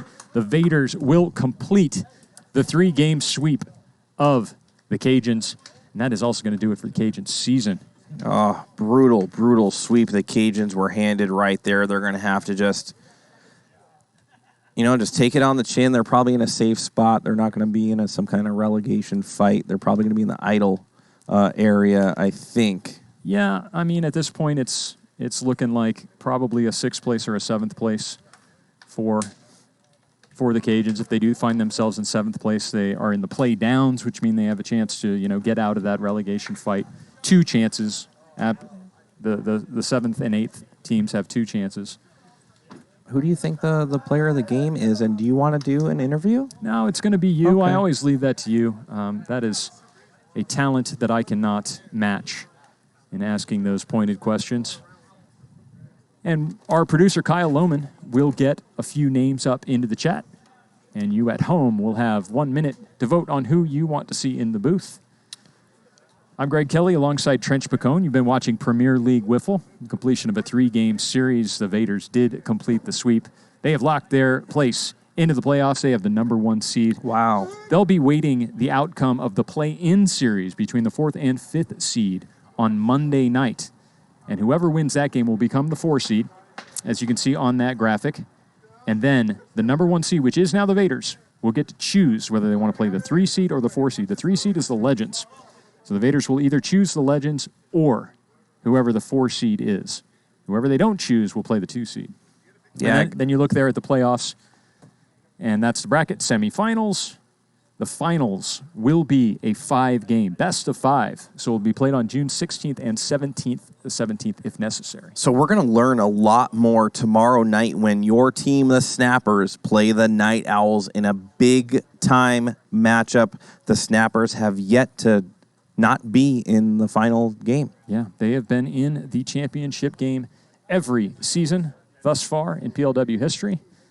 And after a slow start, team really came together, found themselves in 3rd place very recently, and now in 6th place. That's how much parity there is in this league, Trench, and that's how much each and every one of these games can mean. Post-game interview guests, who do you want it to be? Ethan Ibarra, Kyle Etter, Tanner Roundy, Cesai Alarcon, or Gio Battistoni. You got 1 minute to vote to see who you want up here for the post-game interview.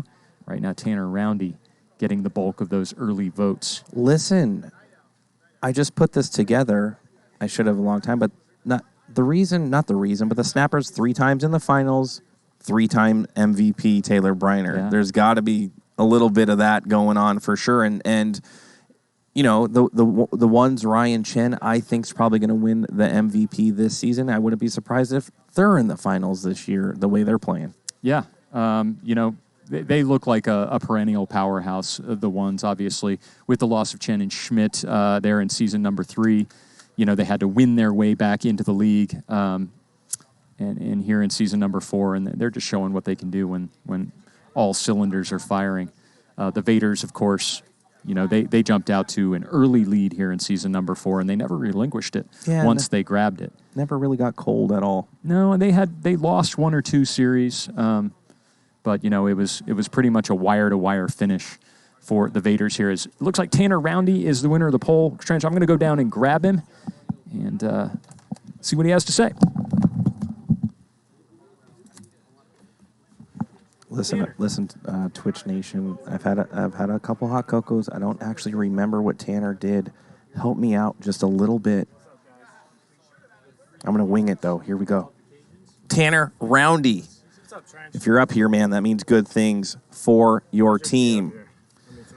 Yeah, throw that on. Make sure the mic is about 1.5 inches from your mouth so PLW Nation can hear you loud and clear.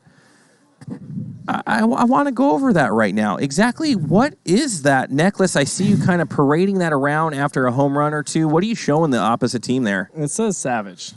And I don't put off that vibe, but on the field, let's party. You hit that opposite field home run, kind of gave your team the win right there. And I was explaining to PLW Nation, I've had a couple hot cocos. I don't remember exactly what you were doing during the series. I know you played well, hit a couple home runs. I want to talk a little bit more about your team as a whole. You guys seem to be gelling right now, going into the playoffs. You're the #1 seed. A lot of people kind of not really thought you'd be the #1 seed, but you guys are just the balls out the whole season. I think we knew it the whole time. I think we have the talent to be the 1 seed. I think we played like it. And our goal going into today was win game 1, and let's have some fun game 2 and game 3. And I mean, it worked, and we had some fun game 2 and game 3, and it worked out that way too. So we always have fun. That's our key. If we aren't having fun, we're not going to win. So you're behind an ace pitcher, Billy Santijuan. In your heart of all hearts, is he your Cy Young Award winner this season? I think absolutely. I mean, he's won one game or he's lost one game in relief. I mean, I get there's other guys in this league that are gross and whatnot, but at the end of the day, I don't think we didn't lose a game 1 with him ever.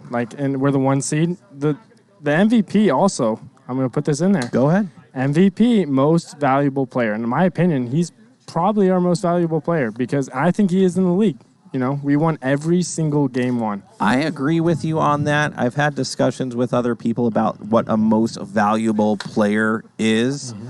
And without Billy Santijuan, who knows what your guys' record would have been? Yeah, I struggled to throw strikes all year. I've kind of figured it out late. Like I knew I thought I would. But at the end of the day, I mean, without him, we're fighting with them for a playoff spot, really. So, yeah, I want to talk about your pitching just for a second. It looks like you've been coming around a little bit. I've always had you high on the horse as a pitcher. There was about a month span that you just couldn't find the strike zone at all. It looks like you're kind of coming alive a little bit. How important it is for you and the team to pitch well, obviously, during these playoff runs. I think it's huge. I mean, to be honest, going into today, our plan was me and Billy should handle all the business. But then you see guys like Ethan and Kyle, they're trying to sneak it. They're sneaking in the conversation. And Walker, I mean, to be honest, I don't think people have appreciated Walker as much as he's they disgusting. Should. Yeah, he throws that slurve better than anybody in PLW. I mean, he's a locked-in 3 guy for us. And honestly, at the end of the day, if he's locked in, he could be a 1 guy anywhere, I think. Yeah, I want to talk about a player on your team that is very difficult to get out. Cuba Dave got a couple at-bats tonight. We know that he's not a hard hitter. He's kind of a slap hitter, but he's difficult to get out because he sees the ball so well. So, to be honest, I tried to get him early in the season. I tried to get him day 1, get him playoff eligible. Because, to be honest, I would bat him leadoff and get him to walk someone out. If he gets a first pitch, if he gets a first at-bat walk, then you bat him the next time. Get him to walk someone out because – to be honest, I faced him. It's a whole different feeling when you know someone's trying to walk you out. I wish he was playoff eligible. We're going to miss him in the playoffs, but he brings a different kind of energy. Yeah, how valuable is he in your dugout? Oh, he brings the energy. He's always positive. Doesn't matter when, what, who, how. We could lose game 1 by 15-0, and it doesn't matter. Let's go get it. We're going to see some more games the rest of this week. I think I've asked you or Billy maybe a couple times, is there a team, do you guys feel like you're the best team and it doesn't matter who you guys choose going forward? I don't know if it feels like that so much. In my opinion, I'm just excited for playoff wiffle ball. I mean, I think no matter who we play, I think they can agree, whoever we play can agree. our series are fun. And that's the key for us. We want to have fun. We want to obviously win a championship. But at the end of the day, I think anybody we play, it's going to be a fun series. The viewers are going to love it. I think at the end of the day, that's our goal, The viewers love it. We love it. We have fun. Me and GK were talking just a tiny bit as when you're the number 1 seed, you get to choose your opponent. And that might put a little fire under the next team saying like, oh, you chose us. Maybe you think we're the weaker team. Is there some value to that? I don't think so. I think anybody knows that if we choose them, it doesn't matter. I think it does bring fire, and that's why I've always believed. It's tough when you got to choose as opposed to the 3rd place, 6, yada yada yada, whatever. As Sasai Alarcon comes into the booth, this guy got a little love. Oh man, he had a home run robbed by Will Morris, one of the better plays of the season. Well, Tanner Roundy, man, go celebrate with your squad. Love having you up here, man. Watch your head as you exit the booth. Good series for these guys. We appreciate everything you've done. Thanks, I know man. This is the end of the season for us. We thank you for everything, man. For sure, as we're going to welcome Greg Kelly back to the booth.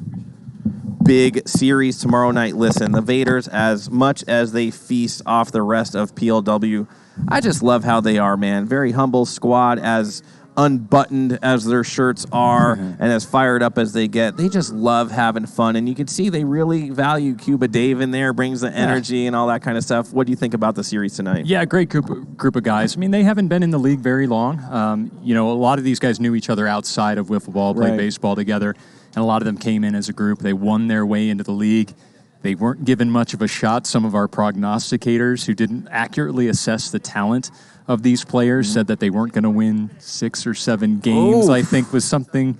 Man, if you think back to the Challenger tournament when they were there, they are making that particular person eat a little bit of crow, as they are the number 1 seed. They're headed towards the playoffs here. They are a lock in, and nobody really wants to face them. They are a powerhouse team.